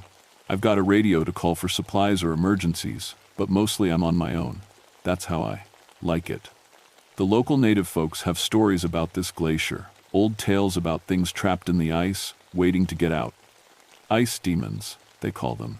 Shapeshifters that can look like anyone or anything. I've always been polite when the elders tell these stories, but between you and me, I believe in what I can measure and analyze. If it can't be proven with scientific methods, it's just old superstitions. My equipment is pretty basic but reliable. I've got ice drilling gear that can punch down 100 feet, microscopes for examining samples, and enough scientific instruments to stock a small lab. Everything runs on generators, and I keep careful records of every sample I take. My research could help predict how fast glaciers are melting, which makes it important work. At least, that's what I tell myself during the long, dark nights when the ice creaks and moans around me. The station itself is built on skids so it can move with the glacier. It's painted bright orange, so rescue helicopters can spot it against all that white. Inside, it's warm enough. With my lab equipment, a small kitchen, and a bunk where I sleep. The walls are thin though, and sometimes at night I can hear the ice shifting beneath me. It's like living on the back of some huge, slow-moving animal. I keep detailed logs of everything. Weather, ice conditions, sample data. My handwriting is neat and precise, just like my work. I take pride in being thorough. Every ice core gets labeled and cataloged. Every measurement gets double-checked. That's what good science is all about. Looking back now, I wish I'd paid more attention to those native stories. I wish I'd listened when the old folks warned about things that should stay buried in ice. But I was too smart for my own good, too sure that my education and equipment could explain anything I might find. I was wrong about that. Dead wrong. It was March 15th when I made the discovery that changed everything. I'd been drilling deeper than usual, trying to reach ice that formed maybe 800 years ago. The drill bit hit something different around 90 feet down. Not harder ice exactly, but ice that felt wrong somehow. When I pulled up the core sample, I knew right away this was special. The ice was clearer than anything I'd seen before, like looking through the finest glass. But that wasn't the weird part. The weird part was what was frozen inside it. At first glance, it looked like some kind of prehistoric organism. Maybe a foot long, dark, and twisted in a shape I couldn't quite make sense of. It reminded me of a cross between a starfish and an octopus, but the proportions were all wrong. Too many limbs, or maybe too few. I couldn't tell where it began and where it ended. I set up my microscope and started examining it properly. That's when things got really strange. The organism kept changing. Not moving. It was definitely dead and frozen solid. But every time I looked away and then looked back, it seemed different somehow. More arms, or fewer. Different color. Sometimes it looked almost like a small person curled up. Sometimes it didn't look like anything I could name. At first, I figured my eyes were playing tricks on me. I'd been working long hours, and the constant white of the glacier can mess with your vision. But I'm a scientist, so I started taking photographs. That's when I knew something was really wrong. The photos showed different things each time. In one picture, the organism looked like a twisted bird. In the next, taken just minutes later, it looked like a small mammal with too many legs. The ice core itself was always the same, clear as window glass, but whatever was frozen inside, it kept changing. I tried calling the main station on my radio. Glacier Bay Base, this is Research Station 7. I've made a significant biological discovery. You need to see what I've found. The voice that crackled back sounded tired. What kind of discovery, Bobby? Unknown organism in ancient ice core, perfectly preserved, but unusual characteristics. I need consultation with the biology department. Can you describe it? I stared at the sample again. Right then, it looked like a twisted mass of dark tentacles. It's hard to explain. The preservation is unlike anything in the literature. I think we might have found something new. New how? Unknown species. Maybe unknown classification entirely. There was a long pause. Bobby, unknown doesn't mean alien. Keep documenting, and we'll have someone take a look when the weather clears. But I knew this wasn't just an unknown species. This was something else entirely. I spent the next 3 days photographing and measuring the sample. My records show clear documentation, but looking at them now makes my head hurt. The measurements don't match the photographs. The photographs don't match what I remember seeing. It was like the thing was changing even in my documentation. The ice around it started melting too, which shouldn't have been possible. My lab stays well below freezing, but the core sample got warm to the touch, and water started dripping from it. When I tried to preserve it in the freezer, the ice melted anyway. That's when I started having the dreams. At night, I'd dream I was looking in the mirror, but my reflection would move wrong, turn its head when I didn't turn mine, smile when I wasn't smiling. Sometimes, my reflection had too many fingers. Sometimes, it had the wrong eyes. During the day, I caught myself doing things I didn't remember deciding to do. I'd find notes in my handwriting that I didn't remember writing. Equipment would be moved around. Once, I found my microscope aimed at the window instead of the sample, like something had been watching outside. The organism in the ice kept changing, and now I was starting to change too. My reflection in the lab equipment looked wrong. My shadow seemed to move independently. When I spoke into my voice recorder, the playback sounded like my voice, but saying words I never said. I tried to convince myself it was isolation getting to me. Cabin fever. Too much time alone with weird ice samples. But deep down, I knew something was waking up, something that had been sleeping in that ice for a very, very long time, and it was learning to be me. By the fourth day, I couldn't deny what was happening anymore. The organism wasn't just changing appearance, it was moving. Not like a living thing moves, but like something learning how to be alive. Tiny shifts and twitches inside the ice that shouldn't have been possible. I documented everything, but my notes started getting confused. I'd write down one thing and find something completely different on the page later. My handwriting stayed the same, but the words changed. Sometimes I'd find entries that said things like, "The specimen is adapting well," or "integration," "proceeding normally," things I never would have written. The ice sample had completely melted by then, leaving behind a dark puddle that moved too thick to be water. When I tried to pour it into a container, it seemed to resist, clinging to the lab bench like it didn't want to be moved. Under the microscope, the liquid showed cellular activity that made no sense. Cells that divided and merged randomly. Patterns that looked almost like neurons firing. That's when I remembered the native stories my predecessor had told me about. Before I took this job, an old Tlingit elder named Joseph had visited the station. He'd warned the previous researcher about things sleeping in the old ice, things that had been put there on purpose long ago. Some prisons aren't made of stone and steel, he'd said. Some are made of ice and time. I'd filed it away as folklore, but now I dug out my predecessor's notes. Dr. Helen Martinez had been studying this same area before she disappeared 3 years ago. Her final entries were strange, talking about mimetic organisms and cellular reconstruction capabilities. Her last entry just said, "It's learning to be me. If I start acting strange, don't trust me, don't let me leave." She'd never made it to her scheduled pickup. They found her station empty, all her equipment still running. No sign of struggle, no body, nothing missing, except Helen herself. The official report blamed a crevasse accident, but no one ever found her.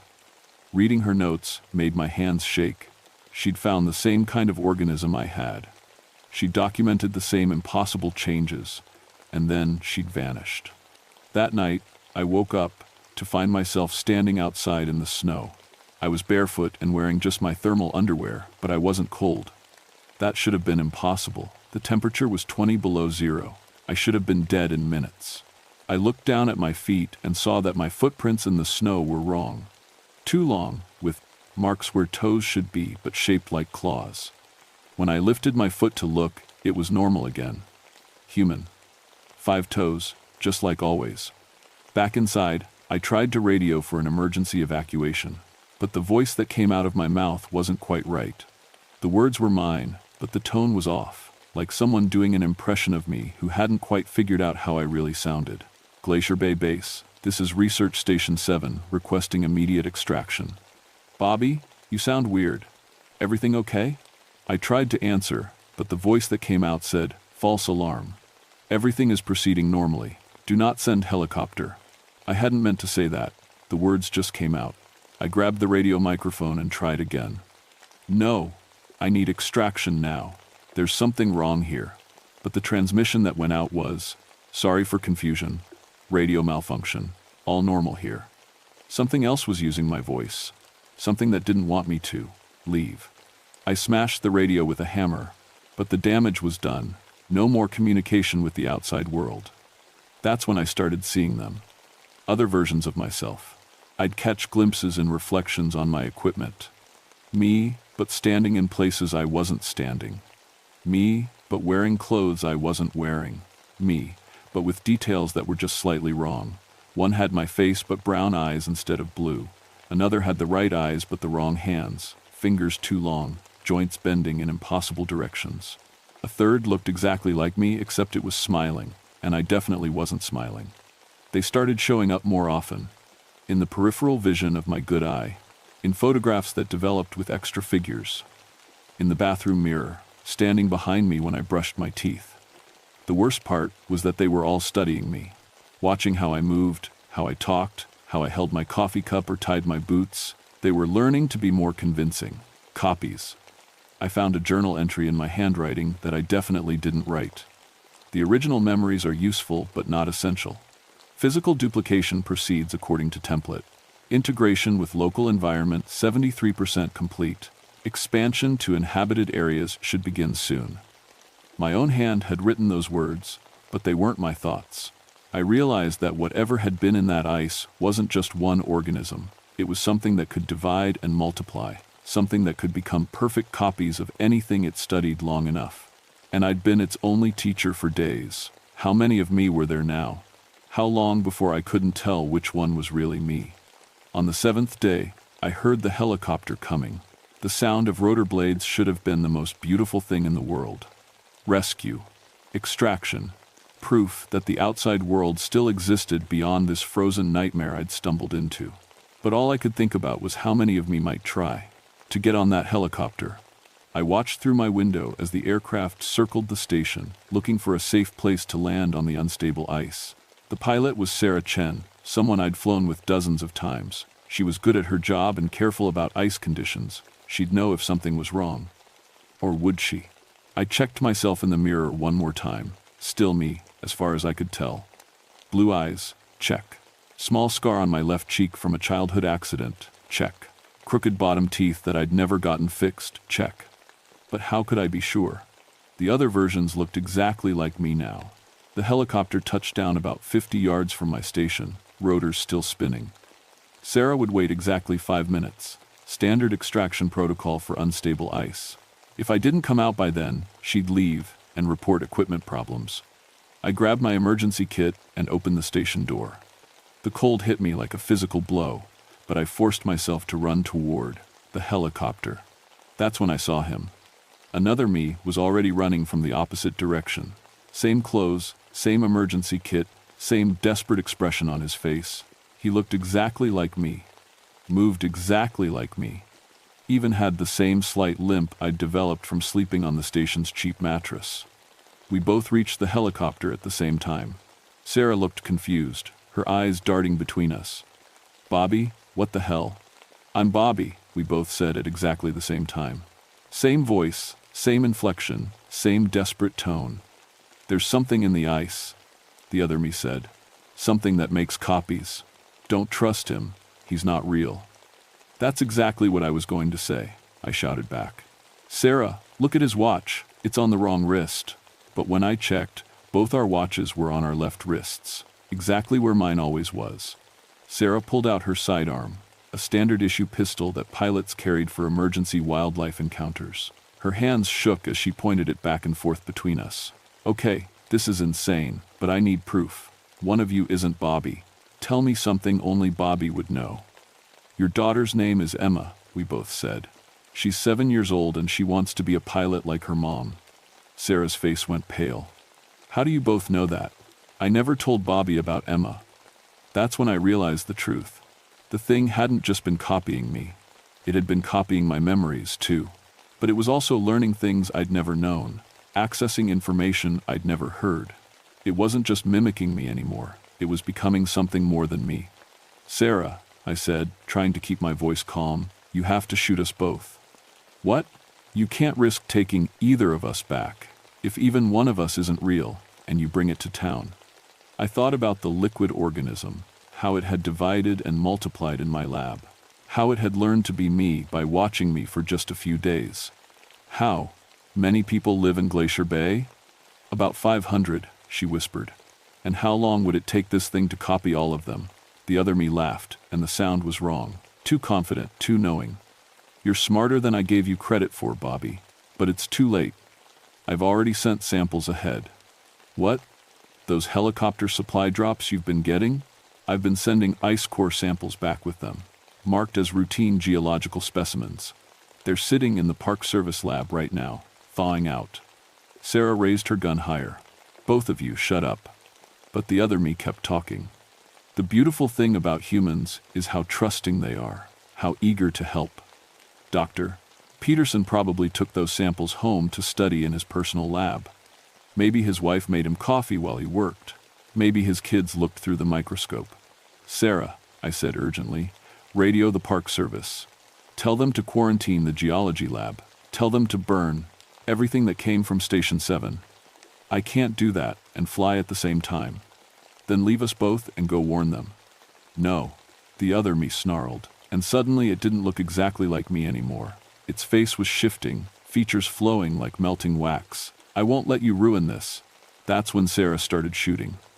She emptied her entire clip, hitting both of us multiple times. I felt the bullets tear through my chest, hot and devastating. I fell backward onto the ice, blood spreading underneath me in a growing pool of red. But the other me didn't fall right. It collapsed like a punctured balloon, dark liquid leaking out instead of blood. The liquid moved across the ice with purpose, trying to reach me, trying to reach Sarah, trying to reach anything warm and alive. Sarah was already back in the helicopter, lifting off. Through my fading vision, I could see her talking frantically into her radio as the aircraft gained altitude. I hoped she was warning them. I hoped she would make it in time. But as I lay there dying on the ice, I could see dark shapes moving under the surface. The original organism wasn't gone. It was vast, spread throughout the glacier like veins of infection. And with the ice melting faster each year due to climate change, it was all going to get out eventually. My last thought before everything went black was a question. What else was frozen in the world's glaciers, waiting for the ice to melt? The official report blamed toxic gas exposure from the ice cores. According to the Park Service, researcher Robert Frost suffered hallucinations and paranoid delusions before dying in a helicopter evacuation attempt. Pilot Sarah Chen was treated for trauma after being forced to defend herself against an armed and delusional scientist. The geology lab was quietly evacuated and sterilized after what officials called a contamination incident involving unknown biological agents. Dr. Peterson and his family were quarantined for observation but showed no symptoms of infection. The ice core samples were incinerated as a precautionary measure. Sarah Chen retired from flying 6 months later. She never spoke publicly about what happened on the glacier, but those who knew her said she'd developed an intense fear of ice. She moved to Arizona and refused to own a freezer. Glacier Bay National Park suspended all research operations on Muir Glacier indefinitely. The official reason was unstable ice conditions and budget constraints, but no researchers have been allowed back since. The area is now marked as hazardous and off-limits to all personnel. But the glaciers keep melting. Every year, more ancient ice disappears. Every year, things that have been frozen for millennia are exposed to sunlight for the first time in recorded history. Scientists around the world report finding unusual biological specimens in melting permafrost and ice sheets. Most are dismissed as previously unknown bacteria or viruses. Most are destroyed before they can be properly studied. Most, but not all. In Siberia, a research team found perfectly preserved organisms in thawing permafrost.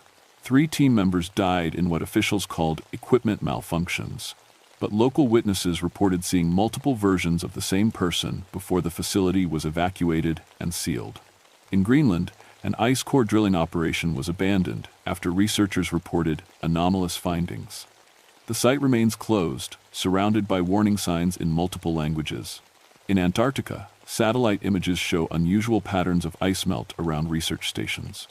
Several facilities have gone dark, their last transmissions reporting routine scientific work before all communication ceased.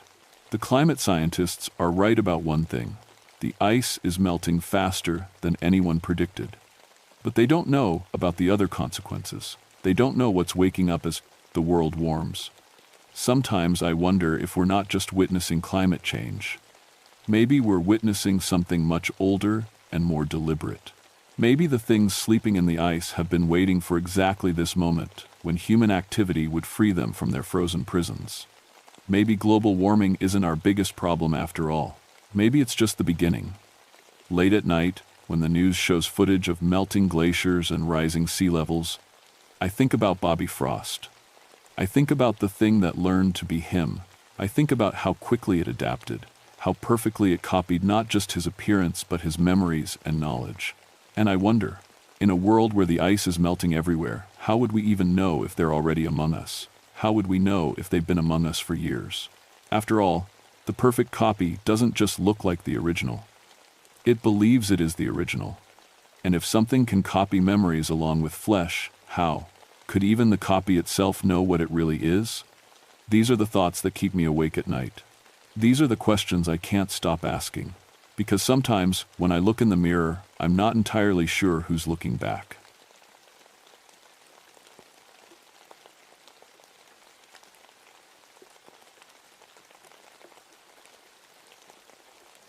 My name is Samuel Broken Arrow, and I've been a park ranger for 18 years. People call me Sam. I work at Katmai National Monument in Alaska, where the bears are bigger than cars and the land still steams from old volcanoes. I'm half Alutiiq, which means I know the old stories. My grandmother told them to me when I was small. She said, the spirits have rules, just like people do. Break the rules, and bad things happen. I went to college and learned about science, but I never forgot what Grandma taught me. The Valley of 10,000 Smokes is my beat. It got that name because after the big volcano blew up in 1912, Steam kept rising from the ground for years. Even now, you can see wisps of vapor coming up through the rocks. The air smells like sulfur and old fire. Most tourists don't come here. It's too far from the main roads, too hard to reach. The few hunters who make it this far know to respect the old places.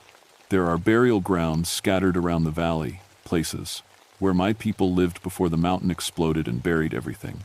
September means salmon time. The fish swim up the rivers to spawn, and the bears follow. Big brown bears, some over 1,000 pounds. They're dangerous, but they follow patterns. I know where they go and when. I've learned to read their signs like words on a page. That morning started normal. I was checking trap cameras near Knife Creek when my radio crackled. "Sam, you there?" It was Pete Martinez from headquarters. "Yeah, Pete. What's up?" "Got a problem. Hunting party called in a bear attack. 3 guys went out yesterday near the old village site. Only 2 came back." I felt my stomach drop. The old village site was sacred ground. My great-grandfather was born there, before the volcano changed everything. "How bad?" I asked. "Real bad. The survivor says something tore his buddy apart.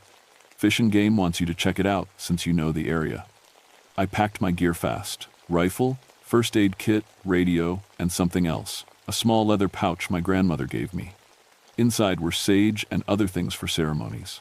I hadn't used it in years, but something told me to bring it. The drive to the village site took an hour over rough trail.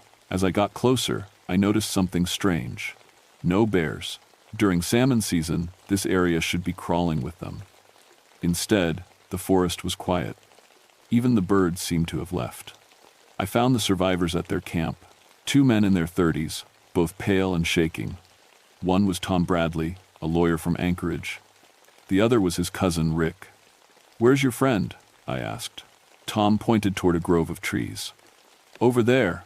We couldn't move him. I walked into the trees and found what was left of the 3rd man. I've seen bear attacks before, but this was different. The body was arranged in a circle of stones, like someone had placed it there carefully. Bear attacks are messy, violent. This looked almost ceremonial. "Tell me what happened," I said when I came back. Rick looked at his hands. "We were looking for artifacts. Tom heard you could find old native stuff around here." My blood went cold. "What kind of artifacts?" "Arrowheads, pottery, maybe some jewelry. We found this old burial mound and started digging." Tom's voice was barely a whisper. "You dug up a grave?" "Just a little. Then Jimmy found something carved from bone, a bear claw or something. Soon as he picked it up, we heard this sound." "What kind of sound?" "What kind of sound?" "Like singing, but not human singing. It came from everywhere at once." I closed my eyes and tried to stay calm. These idiots had robbed a grave on sacred ground during salmon season, when the spirits were already active. "Where's this carved thing now?" Tom pointed to their truck. "In the cooler. We were going to take it home." I walked to their truck and opened the cooler. Inside, wrapped in a towel, was a piece of kennet, carved ivory, shaped like a bear claw. But it wasn't just any carving. The symbols on it were old, older than anything I'd seen. This was a shaman's tool, something used for talking to spirits. As soon as I touched it, I heard the singing.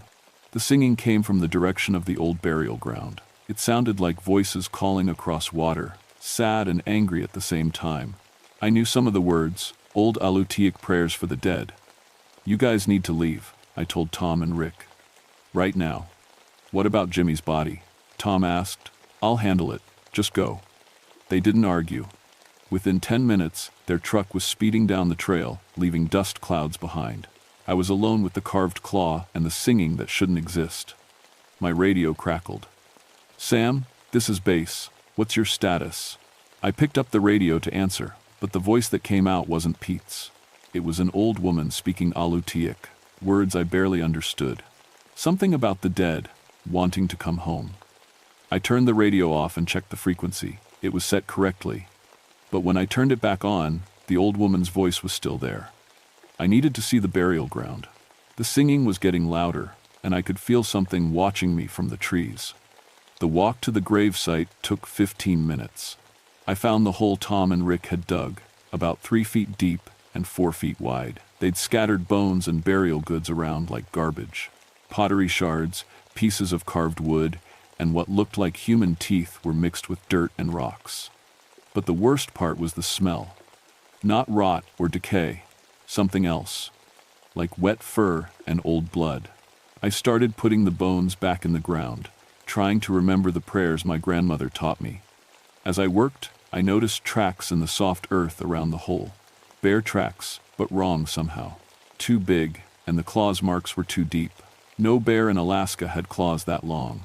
The tracks led away, from the grave toward the tree line. I followed them for maybe 50 yards before they disappeared at a patch of bare rock. That's when I saw the bear. It stood at the edge of the clearing, watching me. At first glance, it looked like a normal brown bear, maybe 8 feet tall when standing. But its eyes were wrong. Instead of the black or brown eyes bears have, this one's eyes were pale blue, almost white. Human eyes. We stared at each other for maybe 30 seconds. Then it dropped to all fours and walked into the forest without making a sound. Bears are heavy. They crack branches and rustle leaves when they move. This one moved like smoke. I finished putting the bones back and said the prayers I remembered. The singing stopped. For a moment, everything was quiet. Then I heard something that made my skin crawl. Footsteps. Human footsteps walking around the burial site in a circle. I looked around but saw nothing. The footsteps kept going, slow and steady, like someone performing a ceremony. I could hear the grass being crushed and small stones being kicked, but there was nobody there. My radio came to life again. This time it was Pete's voice, but strange and distant. "Sam, we're getting reports of bear problems all over the valley. 3 different sightings in the last hour. Thing is, they're all of the same bear." "That's impossible," I said. "Yeah, that's what I thought." But all 3 witnesses described the same animal. Huge brown bear with pale eyes. One guy saw it near Knife Creek. Another saw it at the same time, 15 miles away near Fox Lake. Third sighting was at the old village site. I looked at my watch. The times Pete mentioned were exactly when I saw the bear here. "I'll check it out," I said. "Be careful, Sam. Something's got the wildlife acting strange all over the park." I packed up my gear and started back to my truck. The sun was getting low, and shadows were growing long between the trees. Every few steps, I heard something moving parallel to me, staying just out of sight. At my truck, I found fresh bear tracks around the tires. Not just around them, under them, like the bear had walked through solid metal. I drove back toward headquarters as fast as I dared on the rough trail. In my rearview mirror, I could see a large, dark shape following behind, keeping pace with my truck even when I hit 40 miles per hour. No bear can run that fast for that long. I spent that night at the ranger station, but I didn't sleep much. Every time I closed my eyes, I heard the singing. And every time I looked out the window, I saw pale eyes watching from the tree line. Morning brought bad news. Pete handed me 3 incident reports that came in overnight. More bear problems. Jim Walsh found his hunting camp torn apart. Says something scattered his gear in perfect circles around his tent. Frank Newton called from his cabin. Says there's a bear on his roof that won't come down, just sits there staring at him. I read the reports. All 3 incidents happened at the same time, but miles apart. And all 3 witnesses described the same bear with pale blue eyes. "There's more," Pete said. Sarah Kim from the university called. She's doing research on the 1912 eruption. Says she found something in the archives you need to see. Dr. Sarah Kim met me at the ranger station an hour later. She was a small woman with serious eyes and a thick folder full of old papers. "I've been researching the Katmai eruption for my dissertation," she said. "Most people know it destroyed several native villages, but what they don't know is how many people were never properly buried." She opened the folder and showed me old photographs and documents. The eruption happened so fast that many villagers couldn't perform traditional burial ceremonies. According to these missionary reports, at least 200 people died in the valley and were buried in mass graves, or left unburied completely. "What does that have to do with anything?" Pete asked. "In Alutiiq tradition," I said slowly, "people who don't get proper burial rites don't rest peacefully. Their spirits get trapped between worlds." Sarah nodded. "And according to these documents, the old village site where you found the disturbed grave yesterday was one of the largest unburied sites. The missionary who wrote this report says the survivors had to flee before they could honor their dead." She showed me a photograph from 1913. It showed the valley covered in volcanic ash, with dark shapes scattered across the landscape.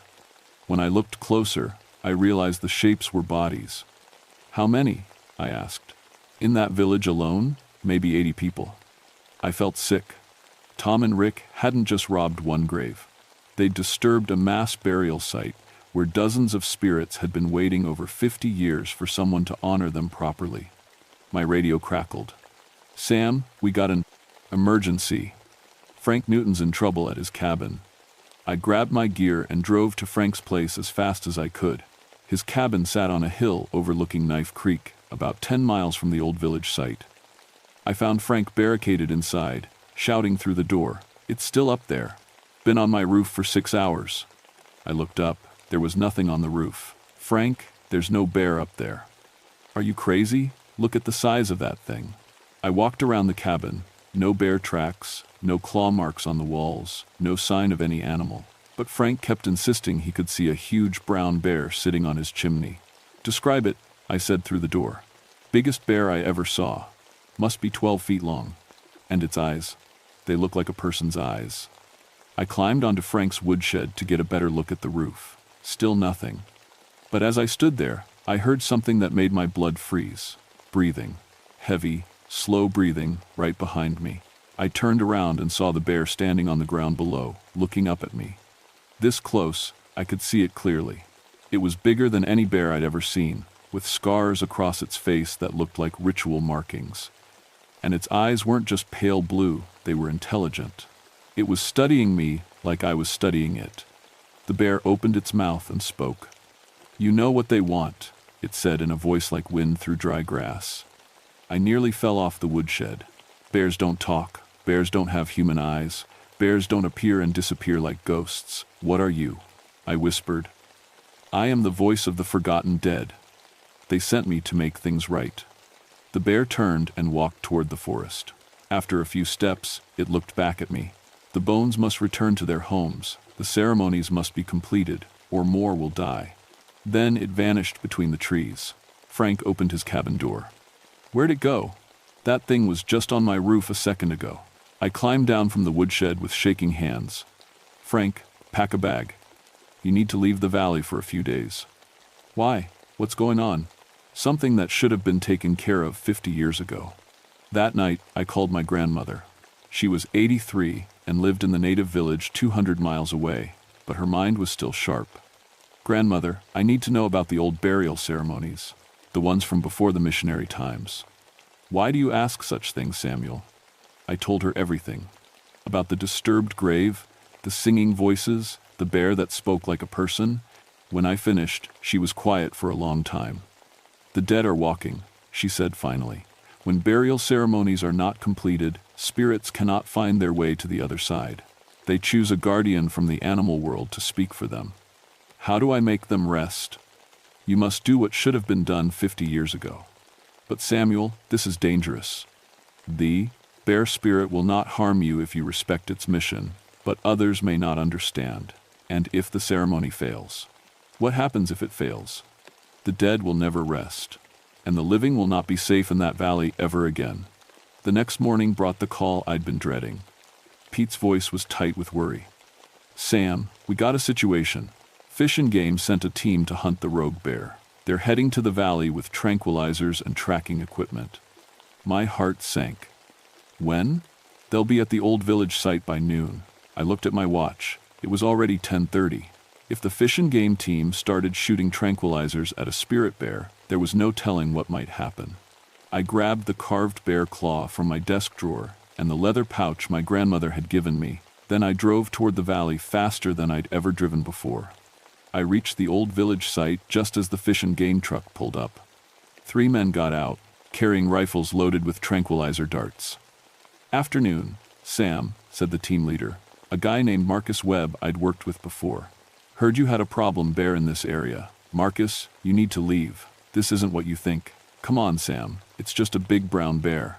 Probably sick or injured. That's why it's acting strange. We'll trank it, relocate it somewhere safe." I tried to explain, but how do you tell someone that they're hunting a spirit? Marcus and his team thought I was suffering from stress or too much time alone in the wilderness. They set up their equipment near the burial ground. Within an hour, they'd found tracks and started following them into the forest. I followed behind, staying far enough back that they couldn't send me away. The tracks led deeper into the valley, toward a part of the forest I'd never explored. The trees grew closer together here, and the air smelled of sulfur and something else, something old and wild. We'd been walking for maybe 30 minutes when Marcus suddenly stopped and raised his rifle. "There," he whispered, pointing ahead. The bear stood in a clearing about 50 yards away. In daylight, I could see how wrong it really was. Its fur seemed to shift and move like it was alive on its own, and it was huge. Not just big for a bear, but impossibly large. If it stood on its hind legs, it would be taller than a small tree. Marcus fired his tranquilizer gun. The dart hit the bear in the shoulder, but instead of sticking, it passed right through like the bear was made of smoke. "What the hell?" Marcus muttered. The bear turned toward us. When it spoke, all three men could hear it. "You do not belong here. Leave, or join the forgotten dead." Marcus and his team ran. I don't blame them. I wanted to run too, but I had the bear claw in my pocket and words from my grandmother in my head. "You're the guardian spirit," I said when we were alone. "I am the voice of 83 souls who died in terror and were left without honor," the bear said. "For 57 years, we have waited for someone to complete our journey to the spirit world. What do you need me to do?" The bear walked closer. This near, I could see that its fur wasn't really brown. It was made up of shadows and memories, images of faces and hands and eyes, the faces of the people who died in the eruption. "You have the ceremonial tool," it said, looking at my pocket where I kept the carved claw, "and you have the old knowledge. Perform the death rites that were never performed. Give us peace. And if I can't, then we will remain, and others will die until someone does what must be done." I pulled out the carved bear claw and my grandmother's pouch. Inside the pouch were sage, sweet grass, tobacco, and a small piece of carved jade my great-grandfather had worn. "I don't know all the old words," I admitted. "Speak from your heart," the bear said. "The Baradat. Spirits know your intent." I built a small fire using matches and dry wood. The bear watched as I burned the sacred plants and spoke the prayers my grandmother had taught me, asking the spirits to find peace and begin their journey to the other side. As I spoke, the air around us began to change. I could hear voices, not singing this time, but talking quietly among themselves. Old voices speaking Alutaik, saying goodbye to the world they'd been trapped in for so long. The bear began to change too. Its massive form grew transparent, and I could see through it to the forest beyond. The shadow faces in its fur grew clearer, and I recognized some of them from old photographs in the village museum. "Thank you," the bear said, and its voice was no longer one voice but many voices speaking together. "We can rest now." The fire burned down to ashes, the voices faded, and the bear was gone. I sat alone in the clearing as the sun set, feeling empty and exhausted. But for the first time in days, the forest felt normal again. Birds were singing. Somewhere in the distance, I could hear a real bear crashing through the underbrush, following a salmon stream. The dead had finally gone home. The official report I filed was simple. Investigation revealed normal brown bear behavior. Animal relocated successfully outside park boundaries. No further incidents expected. Marcus Webb and his team never talked about what they saw in the forest. When anyone asked, they just said the bear disappeared into thick brush and they lost the trail. Frank Newton moved away from the valley a week later. He told people he was tired of the isolation, but I think he remembered more than he wanted to admit. Tom Bradley and Rick never came back to Katmai. I heard through the Park Service grapevine that Tom had donated a large sum of money to the Alaska Native Heritage Foundation, specifically for protecting burial sites. I requested a transfer to the Cultural Preservation Department. My new job involves working with Native communities to identify and protect sacred sites throughout Alaska. It's quieter work, but more important than I used to think. The old village site is now officially designated as culturally sensitive land. No hunting, no artifact collecting, no unauthorized access. I check on it regularly, and it stays peaceful. But I've learned something troubling in my new job. The Katmai incident wasn't unique. There are dozens of burial sites across Alaska that were disturbed by the 1912 eruption. places where traditional ceremonies were never completed. Last month, I got a call from a ranger at Denali. They're having problems with a pack of wolves that appears and disappears without tracks. The wolves were first seen near a site where gold miners disturbed a burial ground in 1923. 2 weeks ago, a colleague in southeast Alaska reported strange sightings of ravens that speak in human voices. The incidents center around a village cemetery that was flooded when a dam was built in 1954. I've started keeping files on these cases, trying to map the pattern. My grandmother was right about the old rules. Disturb the dead without honoring them, and they'll find a way to make themselves heard. The spirits have patience, but they don't forget. And when the living ignore their responsibilities to the dead, nature itself will step in to restore the balance. I carry my grandmother's pouch with me everywhere now, along with the knowledge that some problems can't be solved with tranquilizer guns and incident reports. Some problems require older solutions, older wisdom. The bear claw I found at the gravesite sits on my desk at the new office. Sometimes, late at night when I'm working on burial site protection cases, I swear I can hear it humming softly, not threatening, but reminding me that my work isn't finished. There are too many forgotten places, too many disturbed graves, too many spirits, still waiting for someone to help them find their way home. But that's a story for another time. My name is Samuel Broken Arrow, and I know the old spirits are real. They have rules and reasons, just like the living world. The trick is learning to listen.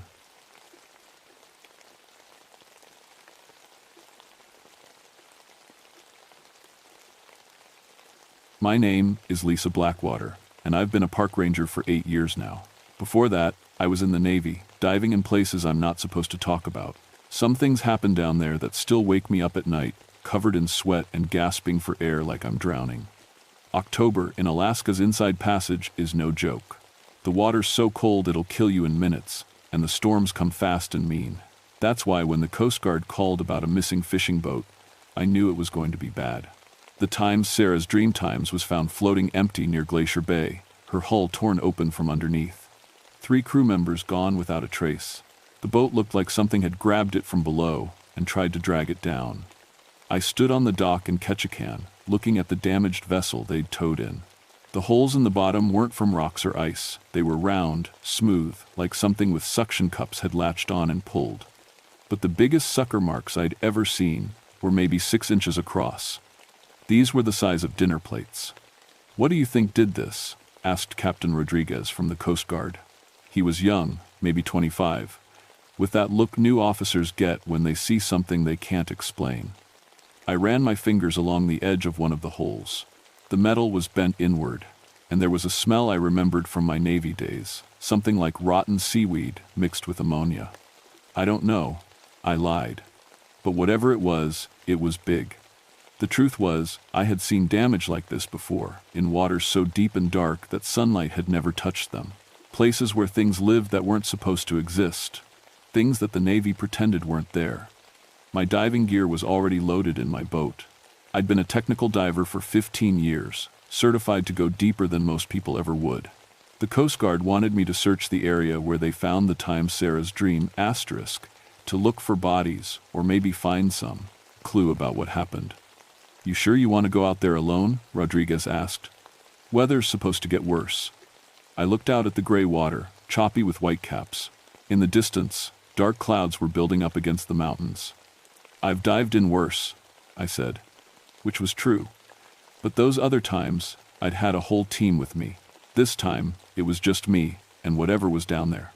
The boat ride out took 2 hours, fighting through swells that got bigger as I went deeper into the fjord. This wasn't a place tourists ever saw. The water was over 800 feet deep in spots, dropping off into underwater canyons that went down further than anyone had ever measured. I anchored near where they'd found the fishing boat. The depth finder showed 300 feet straight down, then nothing. Just empty black water stretching into the deep. I'd done plenty of dives at that depth, but something felt different about this place. Wrong somehow. While I suited up, I tried to remember everything I could about the missing fisherman.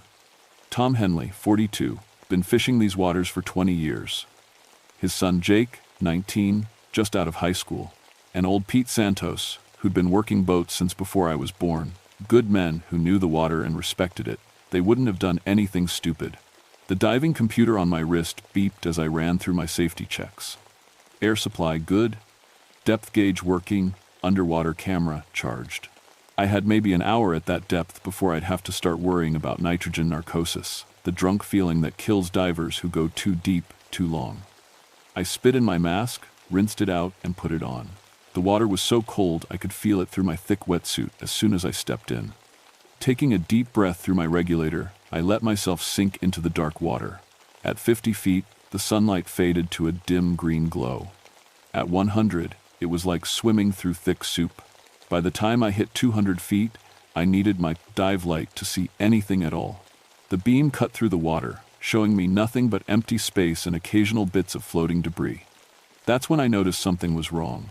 In all my years diving, I'd never seen water so completely empty of life. No fish, no kelp, no sea stars or crabs. Nothing. It was like everything that lived here had just left. My depth gauge read 250 feet when I saw the first sucker mark on the rocky bottom. It was carved into solid stone, a perfect circle bigger than a manhole cover. And it wasn't alone. The entire ocean floor was covered with them, like something massive had crawled across the rocks, leaving its prints behind. I took pictures with my underwater camera, trying to get a sense of scale. Some of the marks were fresh, still filled with the same organic slime I'd smelled on the boat. Others looked older, worn smooth by the current. Whatever made them had been here a long time. Following the trail of marks, I swam deeper, into a narrow canyon between two underwater cliffs. My light beam barely reached the walls on either side. This was the kind of place where divers disappeared and were never found again. That's when I heard it. A sound that shouldn't exist underwater, a low, rhythmic thumping, like a massive heartbeat echoing through the water. I stopped swimming and listened. The sound was coming from somewhere below me, deeper than my lights could reach. Checking my depth gauge, I saw I was already at 280 feet. Too deep to go much further safely. But I had to know. Those fishermen were down here somewhere, and I was the only one who could find them. Taking slow, careful breaths, I let myself sink deeper into the darkness, following that impossible sound toward whatever was waiting in the deep. The heartbeat sound got louder as I went deeper. At 320 feet, my depth gauge started acting funny, flickering between numbers that didn't make sense. The water pressure should have been crushing, but somehow I felt fine. Better than fine, actually, like the water was supporting me, holding me up. That's when I remembered what happened during my last Navy dive, the one that got me discharged. We'd been investigating reports of a submarine accident in the Mariana Trench. What we found down there wasn't a submarine. It was something that should have been dead for millions of years, something with tentacles thick as telephone poles and intelligence behind eyes the size of car wheels. The Navy classified everything about that dive, made us all sign papers saying we'd never talk about it. But you can't make someone forget what they've seen, no matter how many forms they fill out. My light caught something moving ahead of me, just at the edge of visibility, something long and pale, sliding between the rocks like a snake. But snakes don't grow to be 30 feet long, and they don't live at the bottom of the ocean. I swam closer, camera ready. The tentacle, because that's what it had to be, was wrapped around something dark and heavy. As I got closer, I realized it was a piece of the Times Sarah's Dreams Times hull, the metal twisted and bent like soft candy. The tentacle released the debris and slowly pulled back into a crack in the rock wall. I followed with my light, but the crack was too narrow for me to fit through. On the other side, I could see a space opening up into what looked like a vast underwater cave. My air gauge showed I still had 40 minutes left, plenty of time to explore. But every instinct I had was screaming at me to surface, to get out of the water and never come back. The same instincts that had kept me alive in the Navy, when we'd encountered things that weren't supposed to exist. I forced myself to swim around the rock formation, looking for another way into the cave. The heartbeat sound was definitely coming from in there, steady and strong like the pulse of something enormous and very much alive. Behind the rocks, I found an opening big enough to swim through. The cave beyond was huge, my light beam disappearing into the darkness above and to the sides. But it wasn't empty. The walls were covered with the same round sucker marks I'd seen outside, only these were different. These were moving. I watched in horror as the circular marks on the cave walls shifted and rippled like they were breathing, like the walls themselves were alive. My camera flash went off automatically, and in that split second of bright light, I saw them clearly. The walls weren't rock, they were flesh. I was inside something living, something so big that its body formed the cave around me. And I wasn't alone. Floating in the center of the cave were three shapes I recognized immediately: Tom, Jake, and Pete from the fishing boat. But they weren't dead, not exactly. They were suspended in some kind of clear, thick fluid, their bodies perfectly preserved, but their eyes gone white and staring. Tubes of organic material connected them to the creature's body, feeding off them somehow. I nearly bit through my regulator in shock.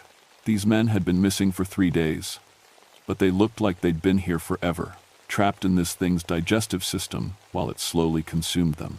My movement must have disturbed something, because suddenly the heartbeat sound changed. It got faster, more urgent, and the walls around me started to contract. The cave was getting smaller, and I realized the creature knew I was here. I turned to swim back the way I'd come, but the opening was gone.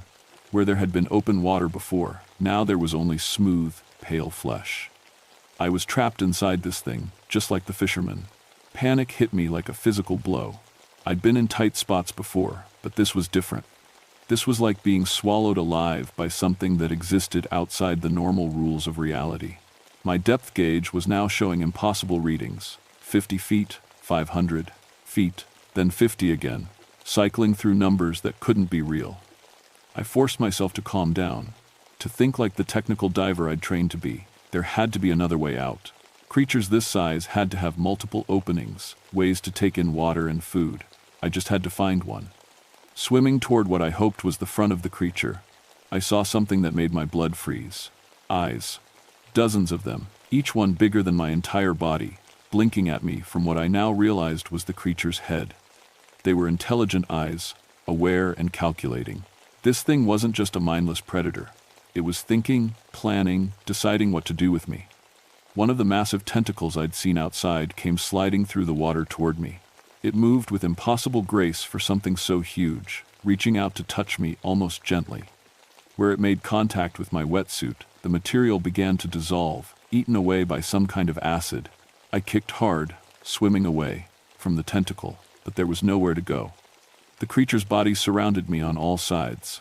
My air gauge showed 20 minutes left, and I was starting to feel the effects of nitrogen narcosis, the fuzzy thinking that comes from breathing compressed air too deep for too long. But as my head got cloudier, I started to understand something. This creature wasn't entirely from our world. It existed partly here, in our reality, and partly somewhere else. That's why my instruments were going crazy, why the water pressure didn't feel right. It was bending the rules of physics around itself. The tentacle reached for me again, and this time I didn't swim away. I needed to understand what it wanted, how it thought. As it touched me, I felt something impossible. A connection, like the creature was trying to communicate. Images flashed through my mind. The ocean as it was millions of years ago, when creatures like this ruled the deep waters. The slow retreat to the deepest trenches as the world changed above. And now, hunger.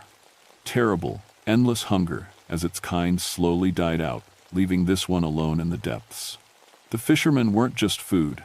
They were company, kept alive so it wouldn't be alone anymore.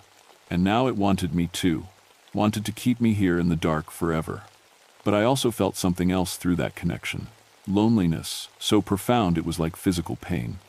This creature had been alone for so long that it had almost forgotten what others of its kind felt like. It was desperate, willing to do anything to not be alone anymore.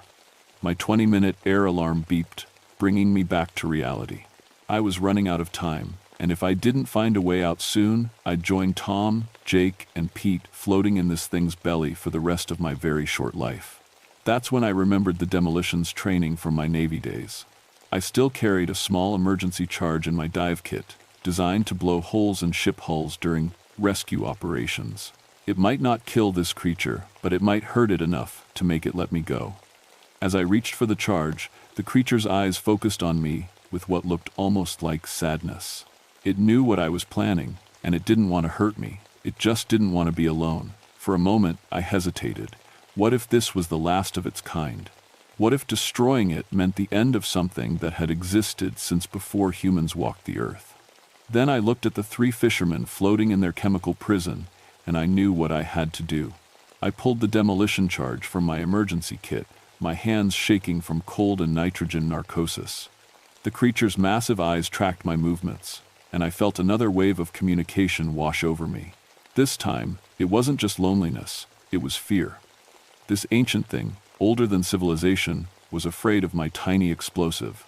The tentacles started moving faster now, reaching for me from all directions. I dodged one, then another, but there were too many. One wrapped around my ankle, its skin burning through my wetsuit like acid. I screamed into my regulator, bubbles exploding from my mask. But the pain also cleared my head. The nitrogen narcosis lifted just enough for me to think straight. I armed the charge and jammed it against what looked like a major nerve cluster on the creature's wall. 15 seconds until detonation.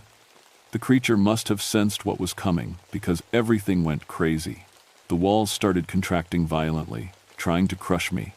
The heartbeat sound became a shriek that I felt in my bones. Tentacles whipped through the water, striking out blindly. I kicked hard toward where I remembered the opening being, counting down in my head. 10 seconds. 9, 8. A massive tentacle caught me across the chest, sending me spinning through the water. My regulator got ripped from my mouth, and suddenly I was breathing seawater. The creature's digestive juices burned my throat and lungs. 5 seconds. 4, 3. I found my regulator and jammed it back in my mouth, clearing it with the last air in my lungs. The creature was pulling back now, trying to get away from the charge, but it was too late. The explosion tore through the water like thunder. The creature's scream was so loud I thought my eardrums would burst. A massive section of its body wall blew apart, and suddenly I was being sucked through the opening by rushing water. I tumbled through darkness, bouncing off rocks and debris. My depth gauge spun wildly. 200 feet, 150, 100. I was rising too fast, but I couldn't control it. The creature's death throes were creating massive currents that tossed me around like a leaf. When I finally stabilized, I was floating at 80 feet in open water. Behind me, the creature was thrashing in its death agonies, massive tentacles breaking the surface of the ocean above. But something was wrong. Even wounded, even dying, it was still moving with purpose. It was following me to the surface. I started my emergency ascent, rising as fast as I dared without getting the bends. But the creature was faster. Tentacles thick as trees erupted from the water around my boat, wrapping around the hull. The engine roared as it tried to pull the boat under. I broke the surface just as my boat disappeared beneath the waves. The creature's massive head followed it up, eyes like black moons staring at me with pure hatred. It had been hiding in the deep for who knows how long, and I'd forced it into the light. Treading water in my wetsuit, I watched in horror as the creature's true size became clear. It had to be over 200 feet long, with dozens of tentacles and a body that seemed to shift and change even as I looked at it. Parts of it looked solid, while other parts seemed to phase in and out of reality like it existed in multiple dimensions at once. The water around me started to warm up, and I realized why. The creature was bleeding, and its blood was like acid. My wetsuit began to dissolve wherever the blood touched it. Soon I'd be swimming in chemical soup that would eat me alive. I started swimming toward shore, but it was over 2 miles away. The creature followed me, moving through the water with impossible grace for something so huge. Every few seconds, a tentacle would break the surface near me, testing the water, getting closer. My emergency radio was still clipped to my gear. I managed to get it working with numb fingers. Coast Guard Ketchikan, this is Ranger Blackwater. I need immediate assistance. I'm under attack by something large. I'm 2 miles southeast of Glacier Bay. The radio crackled. Ranger Blackwater, please repeat. Did you say under attack? Affirmative. I'm in the water. My boat is gone. There's something down here with me, something big. It killed the crew of the time Sarah's Dream asterisk. We're scrambling a rescue. Helicopter, hold your position. I almost laughed. Hold my position while being hunted by a monster from the deep. But the radio contact gave me hope. Help was coming. That's when I felt something brush against my legs underwater. One of the creature's smaller tentacles, testing me, tasting the chemical signature of my fear. I kicked away from it, but more tentacles were rising from the depths around me. Suddenly, the creature's massive head broke the surface 20 feet away. Up close, I could see that it wasn't like any octopus or squid from Earth. Its skin shifted between colors that didn't have names, and its eyes held an intelligence that was completely alien. This thing had been thinking and planning for millions of years while humans were still figuring out fire. It spoke to me again, not with words but with images forced directly into my brain. I saw the deep trenches where its kind had lived, saw them dying off one by one as the oceans changed. I felt its rage at being the last, its desperate need for companionship, and its decision that if it couldn't have friends, it would have food. The images shifted, showing me what it planned to do with me. I would join the fisherman in its belly, kept alive and aware while it slowly digested my body over weeks or months. But worse than that, it would share its memories with me, force me to experience millions of years of loneliness and hunger. I'd rather drown, a tentacle as thick as my body wrapped around my waist, pulling me toward the creature's mouth. I could see rows of teeth inside, each one longer than my hand. This was it. After everything I'd survived, I was going to end up as food for something that shouldn't exist. Then I heard the helicopter. The Coast Guard rescue bird came in low and fast, its spotlight cutting through the gray afternoon sky. The creature reacted immediately, diving back under the water and taking me with it. We went down fast, 50 feet, 80, 100. The helicopter's light faded above me as the creature pulled me into the depths. But I still had one trick left. The emergency air tank clipped to my gear wasn't just for breathing. It was also pressurized high enough to be used as a weapon. I yanked it free and jammed the valve against one of the creature's eyes. The tank exploded like a bomb, releasing all its compressed air at once. The creature's eye burst in a spray of fluid that burned like acid. It let me go, writhing in pain, and I kicked hard for the surface. I broke through, just as the rescue swimmer from the helicopter hit the water. He grabbed me under the arms and signaled for the winch. As we rose into the air, I looked down and saw the creature's massive form retreating into the deep, leaving a trail of acidic blood behind. But even wounded, even beaten, I could feel its eyes on me. This wasn't over. It knew where I lived, knew who I was, and it was very, very angry. The Coast Guard medic checked me over as we flew back to base. What happened out there? Your boat's gone, and the water's full of some kind of chemical we've never seen before. I looked out the window at the gray water below, knowing the creature was down there somewhere, planning its revenge. Equipment malfunction, I said. Sometimes things go wrong in deep water. He didn't believe me, but it didn't matter. No one would believe the truth anyway. As we landed at the base, I was already planning my next move. This creature had killed 3 good men, and now it was targeting me. But I knew its weaknesses now, knew how it thought and moved. One way or another, this was going to end tonight. Back at the Coast Guard station, I cleaned up and filed my report. Equipment malfunction, sudden weather change, boat lost to high seas. The same lies I'd told after my Navy incident, the same cover-up that let dangerous things stay hidden in the deep. But Captain Rodriguez wasn't buying it. Lisa, I've seen your service record. You don't lose boats to equipment failure. What really happened out there? I was about to give him another lie when the radio crackled to life. Coast Guard Ketchikan, this is fishing vessel times Mary Catherine *. We're under attack. Something's got hold of our boat. Rodriguez grabbed the microphone. Mary Catherine *. This is Coast Guard Ketchikan. State your position. Oh God, it's huge. It's pulling us under. We're 3 miles southeast of the radio. Went silent. I knew exactly where they were. The same area where I'd fought the creature, where I'd wounded it with the explosion. It was hunting again, but this time it was angry. We need to scramble a rescue team, Rodriguez said, reaching for the phone. No. I grabbed his arm. You'll just be sending more people to die. That thing down there isn't natural. It's not something you can fight with boats and helicopters. What are you talking about? I made a decision that probably ended my career. 8 years ago, I was on a classified Navy dive team. We encountered something similar in the Pacific. The government covered it up, made us all sign papers, but I know what these things are. and I know how to stop them." Rodriguez stared at me like I'd lost my mind. "You're telling me there's some kind of sea monster?" "I'm telling you that there are things in the deep ocean that science doesn't know about. Things that have been there since before humans existed. And one of them is killing people in my jurisdiction." The radio crackled again. Another voice, different boat. "Coast Guard, this is Times Lucky Strike asterisk. The Times Mary Catherine Times just went under. We can see tentacles in the water, big ones. We're getting out of here." Rodriguez looked at me, then at the radio, then back at me. "What do you need?" I was already suiting up again, grabbing fresh tanks and checking my emergency gear. "A fast boat and someone who can drop depth charges. This thing lives deep, but it comes to the surface to hunt. If we can time it right, we can catch it in shallow water where it's vulnerable." "Depth charges?"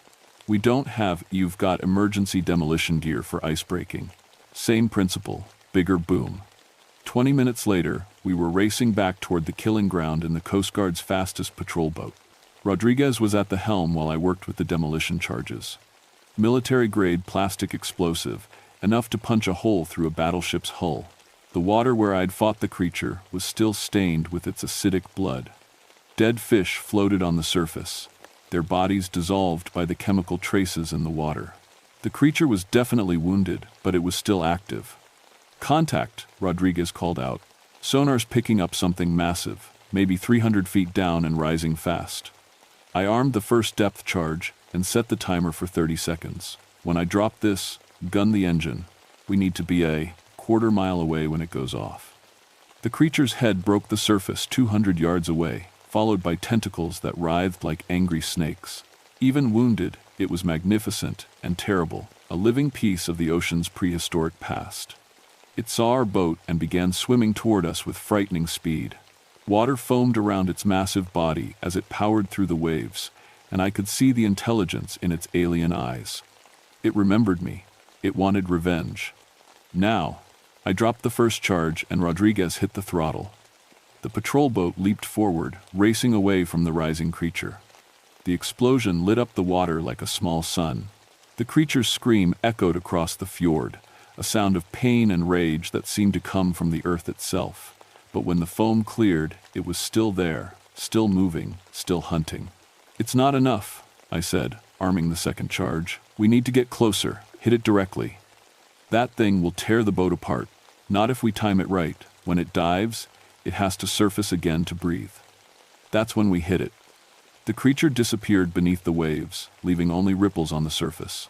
I watched the sonar screen, tracking its massive form as it circled below us like a shark. There! The sonar showed it rising fast, coming up directly beneath our boat. "Cut the engine." Rodriguez killed the motor just as the creature's tentacles broke the surface around us. They rose like pillars from the deep, each one thicker than a telephone pole and covered with suckers the size of dinner plates. One tentacle wrapped around the boat's bow, another around the stern. The creature was trying to break us in half. But that put it exactly where I needed it to be. I armed the second charge and jumped over the side, swimming directly toward the creature's massive head. Its eyes focused on me with what looked like satisfaction. It thought I was giving up, offering myself as food. Instead, I jammed the charge against the soft flesh behind one of its eyes and kicked away as hard as I could. The creature realized what was happening and tried to dive, but it was too late. The explosion tore through the creature's head like thunder. Brain matter and acidic blood sprayed across the water in a toxic fountain. The massive body convulsed once, twice, then went limp. For a moment, everything was quiet, except for the lapping of waves against our damaged boat. Then the creature's body began to sink, disappearing back into the depths where it had lived for millions of years. I treaded water next to the boat, watching bubbles rise from the deep as the creature settled into its final resting place. Rodriguez pulled me back aboard, his face white with shock. "Is it over?" he asked. I looked at the spreading stain of acidic blood, at the dead fish floating on the surface, at the sonar screen that now showed only empty water below us. "Yeah," I said, "it's over." But, even as I said it, I wondered if it was true. Things like this didn't usually travel alone. Somewhere in the deep ocean, there might be others waiting in trenches so deep that sunlight had never touched them. For now, though, the waters of the inside passage were safe again. 3 good men had died, but no one else would disappear into the depths. At least not here. Not from this creature. As we limped back to port in our damaged boat, I thought about the Navy papers I'd signed 8 years ago, the promises to never speak about what lived in the deep places of the earth. Some secrets were too dangerous to keep, especially when they started killing innocent people. Maybe it was time to break my silence. The official report listed the incident as an underwater volcanic vent explosion, natural gas buildup, sudden release, tragic loss of fishing vessel times Mary, Catherine times with all hands. The Coast Guard investigators found chemical residue in the water that they couldn't identify, but they filed it under geological phenomenon and moved on. I didn't argue with the cover story. After 23 years of government service, I knew how these things worked. The truth was too strange for most people to handle, and too dangerous for the government to acknowledge. But Captain Rodriguez knew better. 3 days after the incident, he came to my cabin with a bottle of whiskey and a stack of classified files. "I did some digging," he said, pouring 2 glasses. "Cross-referenced your story with some reports that officially don't exist. Turns out the Navy's been tracking incidents like this for decades. Missing submarines, lost research vessels, fishing boats that vanish in deep water. Always the same pattern: massive damage from below, chemical traces in the water, and complete official denial." I took a sip of whiskey, feeling it burn away the taste of seawater that I couldn't seem to get out of my mouth. "How many incidents?" 17. Confirmed, maybe twice that many covered up or attributed to other causes. All in deep ocean areas, all involving massive unidentified biological entities. He slid a file across the table. "This one's from 1987. A research submarine investigating thermal vents in the Mariana Trench. They lost contact at 20,000 feet. When they finally found the wreckage, it looked like it had been crushed by something with tentacles." I opened the file and immediately recognized the damage patterns. Circular sucker marks on the hull, chemical scoring from digestive acids, crew compartments torn open with surgical precision. It was the same creature I'd encountered, or something very much like it. "The government's been tracking these things for decades," Rodriguez continued. "But they can't admit they exist because it would cause mass panic. Imagine if people knew there were predators the size of city blocks living in the ocean. So they just let them kill people? They contain what they can, cover up what they can't, and hope the problem stays in deep water where most people never go." He poured himself another drink. "But climate change is pushing these things into shallower water. Warming oceans, changing currents, pollution in their normal habitat. They're being forced to hunt in areas where people actually live and work."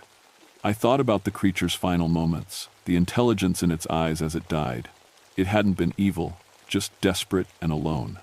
The last of its kind, trying to survive in a world that had changed beyond recognition. "What happens now?" I asked.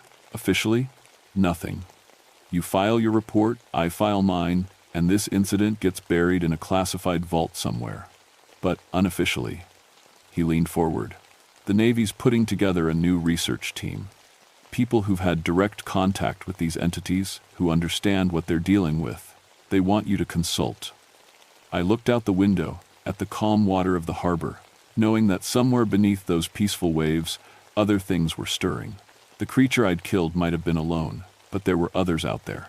The deep ocean was vast and largely unexplored, full of trenches and caverns where ancient things could hide. "I'm retired from government service," I said finally. "I know, but 3 fishing boats have gone missing near the Aleutian Islands in the past month. Same pattern, same chemical traces. Whatever you killed here, it wasn't the only one." I finished my whiskey and stood up, my body still aching from the fight in the deep water. Outside, a fishing boat was heading out for the evening catch, its crew laughing and joking as they prepared their nets. They had no idea what was waiting in the depths below their hulls. "If I do this," I said, "I do it my way. No more cover-ups, no more lies. People have a right to know what's out there." Rodriguez nodded. "The world's changing, Lisa. Climate change, deep sea, mining, ocean exploration. We're disturbing places that have been untouched for millions of years. The things that live down there won't stay hidden much longer. He left me the classified files and his card, along with a secure phone number for the Navy Research Division.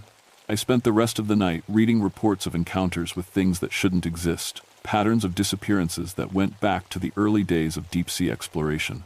The creature I'd fought was just the beginning. There were others down there, sleeping in trenches so deep that the pressure would crush a human instantly, feeding in underwater canyons where the geology itself was alien. Some of them were probably peaceful, just trying to live their ancient lives in the changing ocean. But others were hunting. 2 weeks later, I got a call from a marine biologist in Oregon. Whale carcasses washing ashore with massive bite marks, fishing nets coming up empty in areas that should be rich with life, sonar contacts that didn't match any known species. The same signs I'd learned to recognize in Alaska. I packed my diving gear and caught the next flight south. The world needed to know what was rising from the depths, and I was one of the few people alive who could tell them. The ocean keeps its secrets well, but not forever. Climate change was forcing those secrets to the surface, and humanity needed to be ready for what was coming, because in the deep places of the earth, ancient things were stirring, and some of them were very, very hungry.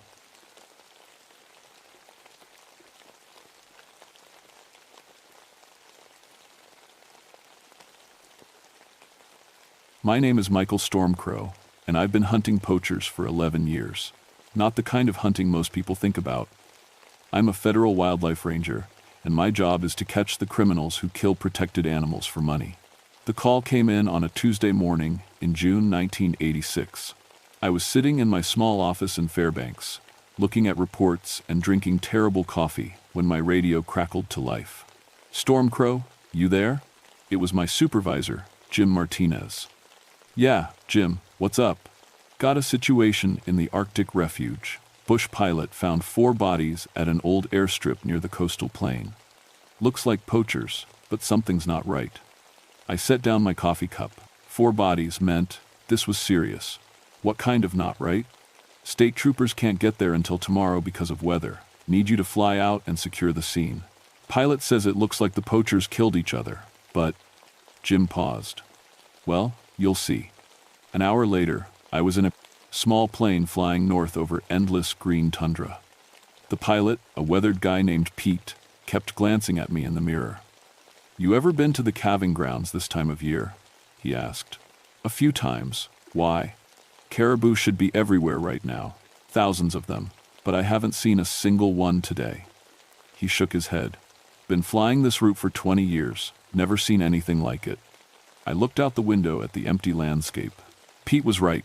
During calving season, you usually couldn't fly over this area without seeing huge herds of caribou. But today, the tundra stretched out below us, completely empty. The airstrip was just a flat piece of ground with an old wooden building beside it. When we landed, I could see a small plane parked nearby and several dark shapes on the ground. "You want me to wait?" Pete asked as I grabbed my gear. "Yeah, this shouldn't take too long." But I was wrong about that. The first body was maybe 50 feet from the plane. It was a man in his 40s, wearing expensive hunting clothes. His rifle lay nearby, still loaded. What got my attention wasn't the fact that he was dead, it was how he died. Something had torn his chest open with claws, big claws. The cuts were too clean to be from a knife, too precise to be from a bear. And they were arranged in a pattern, like someone, or something, had taken their time. The second body was worse. This one had been dragged about 100 yards from the plane and hung upside down from a metal post. His throat was cut, and all the blood had drained into the ground below. It reminded me of how hunters dress deer. Except this was a person. My war injuries were acting up. My left leg always got stiff when I was tense. But I kept walking. The third and fourth bodies were near the old building. One had been torn apart so badly I could barely tell it was human. The other was sitting upright against the wall, his eyes missing, his mouth stuffed full of caribou hair. I'd seen plenty of death in Vietnam, and plenty more in 11 years of ranger work. But this was different. This felt personal. Angry. I radioed back to Jim. 4 confirmed dead. Adult males, probably poachers, based on equipment. But Jim, this wasn't humans who did this. What do you mean? I mean, whatever killed these guys wasn't human. The wounds are wrong. The positioning is wrong. Everything about this is wrong. There was a long pause. Just document everything, Mike. State troopers will sort it out when they get there. I spent the next 2 hours taking pictures and making notes. The poachers had killed at least a dozen caribou. I found the carcasses piled up behind the building, their antlers cut off, the meat left to rot. Thousands of dollars worth of antlers, just sitting there. But what bothered me most were the tracks. They started at the edge of the airstrip and followed a straight line to each body. They weren't bear tracks. I knew bear tracks. These were bigger, deeper, and shaped like human footprints, except with long claw marks at the end of each toe. Whatever made these tracks had walked upright, on 2 legs, and it was big. Maybe 7 or 8 feet tall, judging by the stride length. I was measuring the tracks when I heard Pete calling from the plane. "Stormcrow, we need to go. Weather's moving in." I looked up at the sky. Dark clouds were building on the horizon, moving fast. In Alaska, you don't mess around with weather, but as I walked back to the plane, I couldn't shake the feeling that something was watching me. The hair on the back of my neck stood up, and I found myself checking over my shoulder every few steps. "See anything interesting?" Pete asked as I climbed into the plane. "Yeah," I said, still looking around. "Too interesting." That night, I couldn't sleep. I kept thinking about those tracks, about the way the bodies were arranged. In Vietnam, I'd learned to trust my gut when something felt wrong. And everything about this felt wrong. The next morning, Jim called me into his office. State Trooper Sergeant Hall was there, along with an FBI agent named Cooper. "Stormcrow," Jim said. "Tell them what you found." I went through my report, showing them the pictures. Sergeant Hall whistled when he saw the crime scene photos. "Looks like they had a falling out," Hall said. "Probably arguing over money. These poaching operations, somebody always gets greedy." Agent Cooper nodded. "We see this a lot with organized crime. When there's big money involved, trust breaks down fast." I shook my head. "No, you don't understand. Humans didn't do this. Look at the wounds. Look at the tracks." Cooper glanced at the track photos. Could be bear prints. Or maybe they used some kind of tool to make it look like an animal attack. "I've been tracking for 20 years, I said. "These aren't bear prints, and no tool made those wounds." "So what are you saying?" Hall asked. "Some kind of monster killed 4 poachers?" When he put it like that, it sounded crazy. But I knew what I'd seen. "I'm saying we need to investigate more before we close this case." Jim leaned back in his chair. "Mike, you're due to retire in 6 months. Medical retirement because of your leg and other issues. Don't make this complicated." The other issues he was talking about were the nightmares, the paranoia, all the stuff that came back from the war. The department shrink said I had something called PTSD. All I knew was that sometimes I saw enemies where there weren't any. Maybe that's what was happening now. "Fine," I said, "but I want to go back out there. Look around some more." "Why?" Cooper asked. "Because this is caribou calving season. Those animals are worth millions to the local tribes and to the ecosystem. If there's still a poaching operation running, I need to shut it down."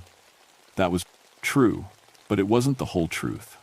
The whole truth was that something about those tracks wouldn't leave me alone. 2 days later, I flew back to the coastal plain with Pete. This time, we brought camping gear. I wanted to spend a few days in the area, see if I could find any sign of other poachers. "You sure about this?" Pete asked as he unloaded my gear. "Weather forecast isn't good. I'll be fine. Pick me up in 3 days." After Pete left, the silence was overwhelming. In June, this far north, the sun never really sets. It just circles around the sky, casting long shadows that shift and move all day. It should have been peaceful, but instead it felt like being watched. I set up camp near the airstrip and started exploring. The caribou herds were still nowhere to be seen. In fact, I didn't see any animals at all. No birds, no ground squirrels, nothing. It was like the whole area was empty of life. On my first night, I heard something that made my blood freeze. It started around midnight, a sound like caribou calling, but wrong somehow. Higher pitched, more urgent. It was coming through my radio. I checked the frequency. I was on the emergency channel, the one all aircraft and rangers monitored, but the sound wasn't coming from any aircraft. "Hello, "This is Ranger Stormcrow. Is anyone out there?" The caribou calls stopped. Then, after a long pause, I heard a man's voice. "Help, please help. Who is this? What's your location?" "They're hunting us. It's hunting us. Oh God, it's here." The voice cut off with a scream.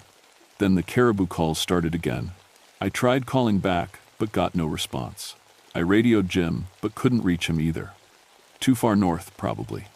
The next morning, I found new tracks around my campsite. The same tracks I'd seen at the crime scene. They circled my tent 3 times, then led off toward the north.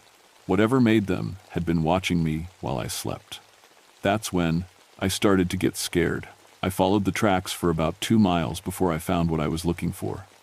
Another camp hidden in a small valley, or what was left of one. 3 tents, all torn to pieces. Camping gear scattered everywhere. And in the middle of it all, 2 more bodies. These ones were fresh, killed maybe the night before. One was hanging from a makeshift flagpole, upside down, just like the poacher at the airstrip. The other was sitting by the cold fire pit, his hands positioned like he was warming them over flames that weren't there. Both men had expensive gear, professional hunting equipment, more poachers. I searched their camp and found something that made me sit down hard on a rock. A radio tuned to the emergency frequency, the same frequency where I'd heard the voice calling for help. These were the men I'd heard dying. And that meant whatever killed them was still out here, still hunting. I should have called for extraction right then. Should have radioed Pete and gotten out of there. But something kept me from doing it. Maybe it was the cop in me. I'd never walked away from a case. Maybe it was the soldier in me. I'd never retreated from a fight. Or maybe it was something else. Maybe I knew, deep down, that running wouldn't help. That whatever was out here wouldn't stop until it was finished. I spent the rest of that day documenting the new crime scene. The pattern was the same: precise wounds, ritualistic positioning, those massive clawed tracks everywhere. But there was something new this time. Carved into a tree near the camp, about 8 feet off the ground, was a symbol. It looked like antlers, but wrong somehow. Too many branches, too geometric. And it was fresh. The sap was still bleeding from the cuts. That night, I didn't sleep. I sat in my tent with my rifle across my lap, listening to the radio crackle with those strange caribou calls. Sometimes I thought I could hear voices mixed in with the animal sounds. Voices calling for help, calling for mercy. Voices of the dead. Around 3 a.m., my tent started shaking. Not from wind. There was no wind. Something was brushing against the outside, walking around and around. I could hear breathing, heavy and rhythmic, and something that sounded like antlers scraping against each other. I wanted to look outside, but every instinct I had told me not to. Whatever was out there, it wanted me to look. It was testing me, seeing how brave I was, or how stupid. The circling went on for an hour. Then, suddenly, it stopped. I waited until dawn before I unzipped my tent. The tracks were everywhere, dozens of them, overlapping, spiraling out from my campsite in all directions. And there was something else: gifts. Arranged in a neat line in front of my tent were 6 caribou antlers. Beautiful ones, perfect specimens, the kind of antlers that poachers would kill for. But these hadn't been cut off, they'd been shed. Naturally, gathered from somewhere else, and brought here. It was like an offering, or a warning. I packed up my gear and started hiking toward the pickup point. Pete wasn't supposed to come for another day, but I figured I could signal him early if I could get to higher ground. I made it about 5 miles before I found the trail. It was worn into the ground like an old game trail, but wrong. Too wide for caribou, too straight. It ran north-south across the tundra, and it was marked with those same antler symbols carved into rocks and trees. I followed it north for maybe an hour before I realized where it was leading. The trail ended at an old oil exploration site, just a few abandoned buildings and some rusted equipment. But someone had been using it recently. The buildings were full of supplies, food, camping gear, weapons, enough for a dozen men, and in the largest building, hanging from the ceiling, were hundreds of caribou antlers. This wasn't just a poaching operation. This was industrial-scale slaughter. They'd been killing the caribou by the hundreds, taking only the antlers, leaving the meat to rot. No wonder the herds had abandoned the area. But the poachers were all dead now, every single one of them. I found their vehicles parked behind the main building. 3 trucks and 2 ATVs. The keys were still in them, but when I tried to start one, nothing happened. The engines had been torn apart, metal pieces scattered like confetti. Something didn't want anyone leaving. I was examining the destroyed engines when I heard footsteps behind me, heavy footsteps, too heavy to be human. I turned around slowly, my hand on my rifle. At first, I thought I was seeing things, some kind of hallucination brought on by stress and lack of sleep. Because what was standing at the edge of the camp couldn't be real. It looked like a man, but huge, at least 8 feet tall, maybe 9, massively built, with muscles, like a bodybuilder. But instead of a human head, it had the head of a caribou. A massive rack of antlers spread out from its skull, and its eyes glowed with a soft, steady light. It was watching me, just standing there, perfectly still, watching. I raised my rifle. "Stay back." The creature tilted its head, and I heard something that chilled me to the bone. It was laughing. Not like a human laughs, but like wind through trees, like water over rocks, ancient and cold and utterly without mercy. Then it spoke. "You failed them." Its voice was deep, echoing, like it was coming from somewhere far away. "You swore to protect them, and you failed. I don't know what you're talking about. The sacred herds, my children, you were their guardian, and you let the killers come." I thought about all the reports I'd filed over the years, all the poaching operations I'd investigated. How many had I stopped? How many had gotten away while I was buried in paperwork or chasing false leads? Too many. "I did my job," I said, but my voice sounded weak even to me. "Your job." The creature stepped closer. "Your job was to protect. Instead, you counted bodies and wrote reports. While my children died, it was right, and I knew it. For 11 years, I'd been fighting a war I couldn't win. For every poacher I caught, 10 more took his place. For every operation I shut down, 2 more started up. I was just one man against an industry. "What do you want?" I asked. The creature smiled, showing teeth like broken glass. "Justice." That's when I understood. This wasn't random. The creature hadn't just stumbled across the poaching operation. It had been hunting them, specifically, methodically. And it had been watching me the whole time, judging me. "You're some kind of spirit," I said, "connected to the caribou. I am their guardian, their avenger. As you were supposed to be." The creature began walking toward me, its massive hooves leaving those familiar tracks in the soft ground. I backed up, my rifle still aimed at its chest, but my hands were shaking. "I tried," I said. "I've been trying for 11 years. Trying is not enough. They trusted you, and you failed them." Images flashed through my mind. All the cases that got away, all the poachers who disappeared before I could arrest them, all the animals who died while I was following proper procedure and waiting for backup. The creature was close now, maybe 20 feet away. I could smell it, like pine trees and snow and something wild and ancient. Its eyes were fixed on mine, and I felt like it could see right through me, see every failure, every compromise, every time I'd chosen safety over action. "I'm retiring in 6 months," I said desperately. "Medical retirement. I'm done with all this." "You are done when I say you are done." The creature reached out one massive hand, claws extended. I pulled the trigger. The rifle boomed across the beast. Empty landscape. The bullet hit the creature square in the chest, and I saw it jerk backward. For a moment, I thought I'd won. Then the creature looked down at its chest, where there was no wound, no blood. The bullet had passed right through it, like it was made of mist. It looked back up at me and smiled again. My turn. The creature grabbed my rifle and crushed it like it was made of paper.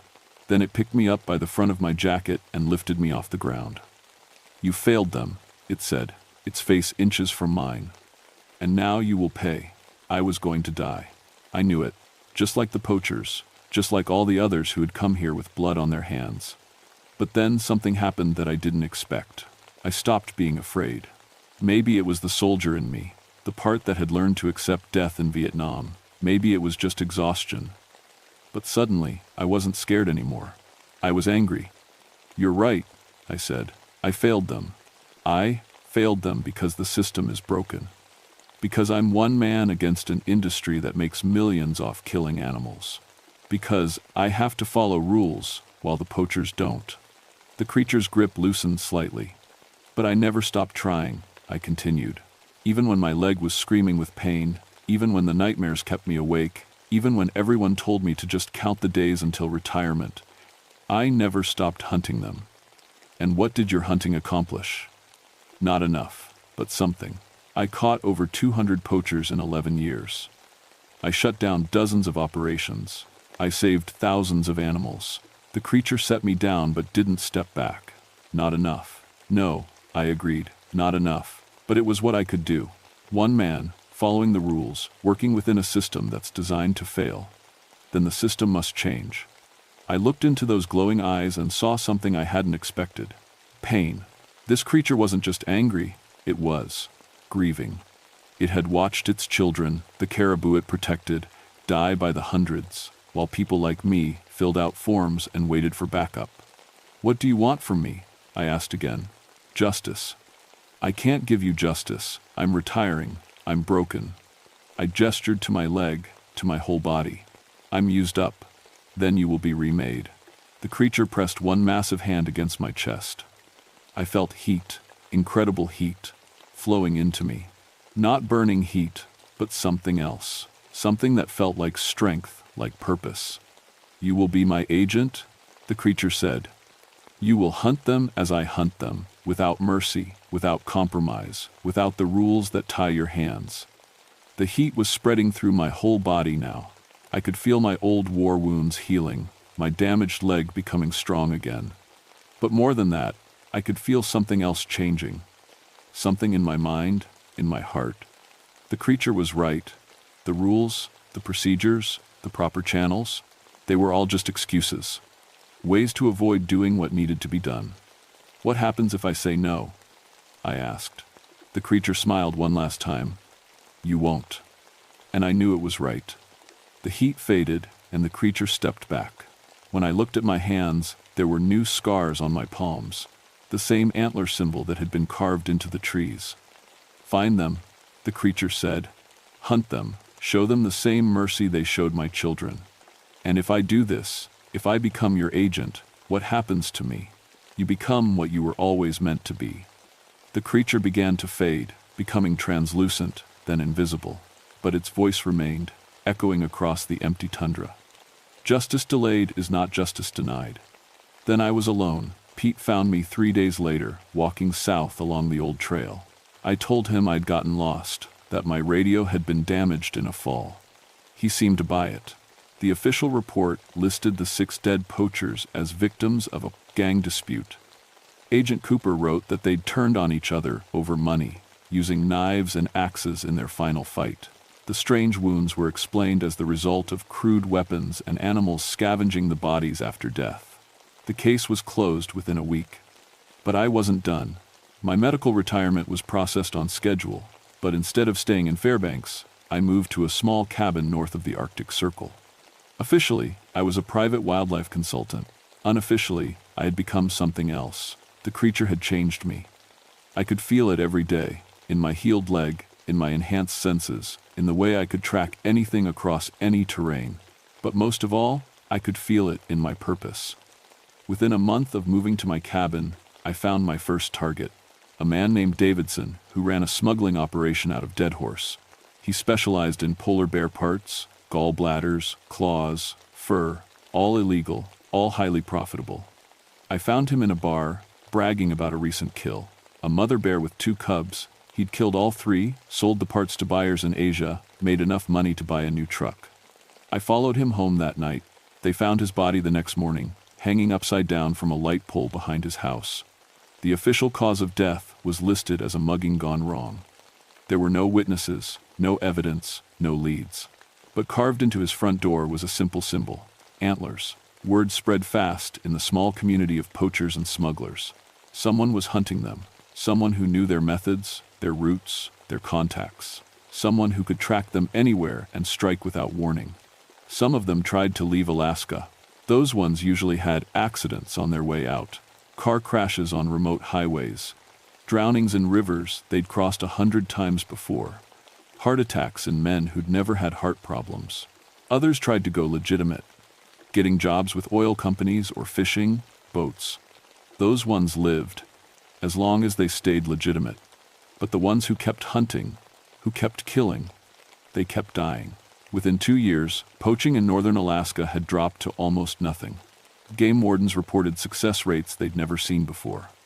Wildlife populations began to recover, and the caribou came back. Every spring now, they returned to the coastal plain for calving season. Thousands of them, flowing across the tundra like a brown river. Sometimes I watch them from my cabin windows, and I think I can see a familiar figure moving among them. Tall, antlered, eternal. Watching over his children, I still hunt poachers. Not officially, there's no badge, no authority, no backup, but I hunt them.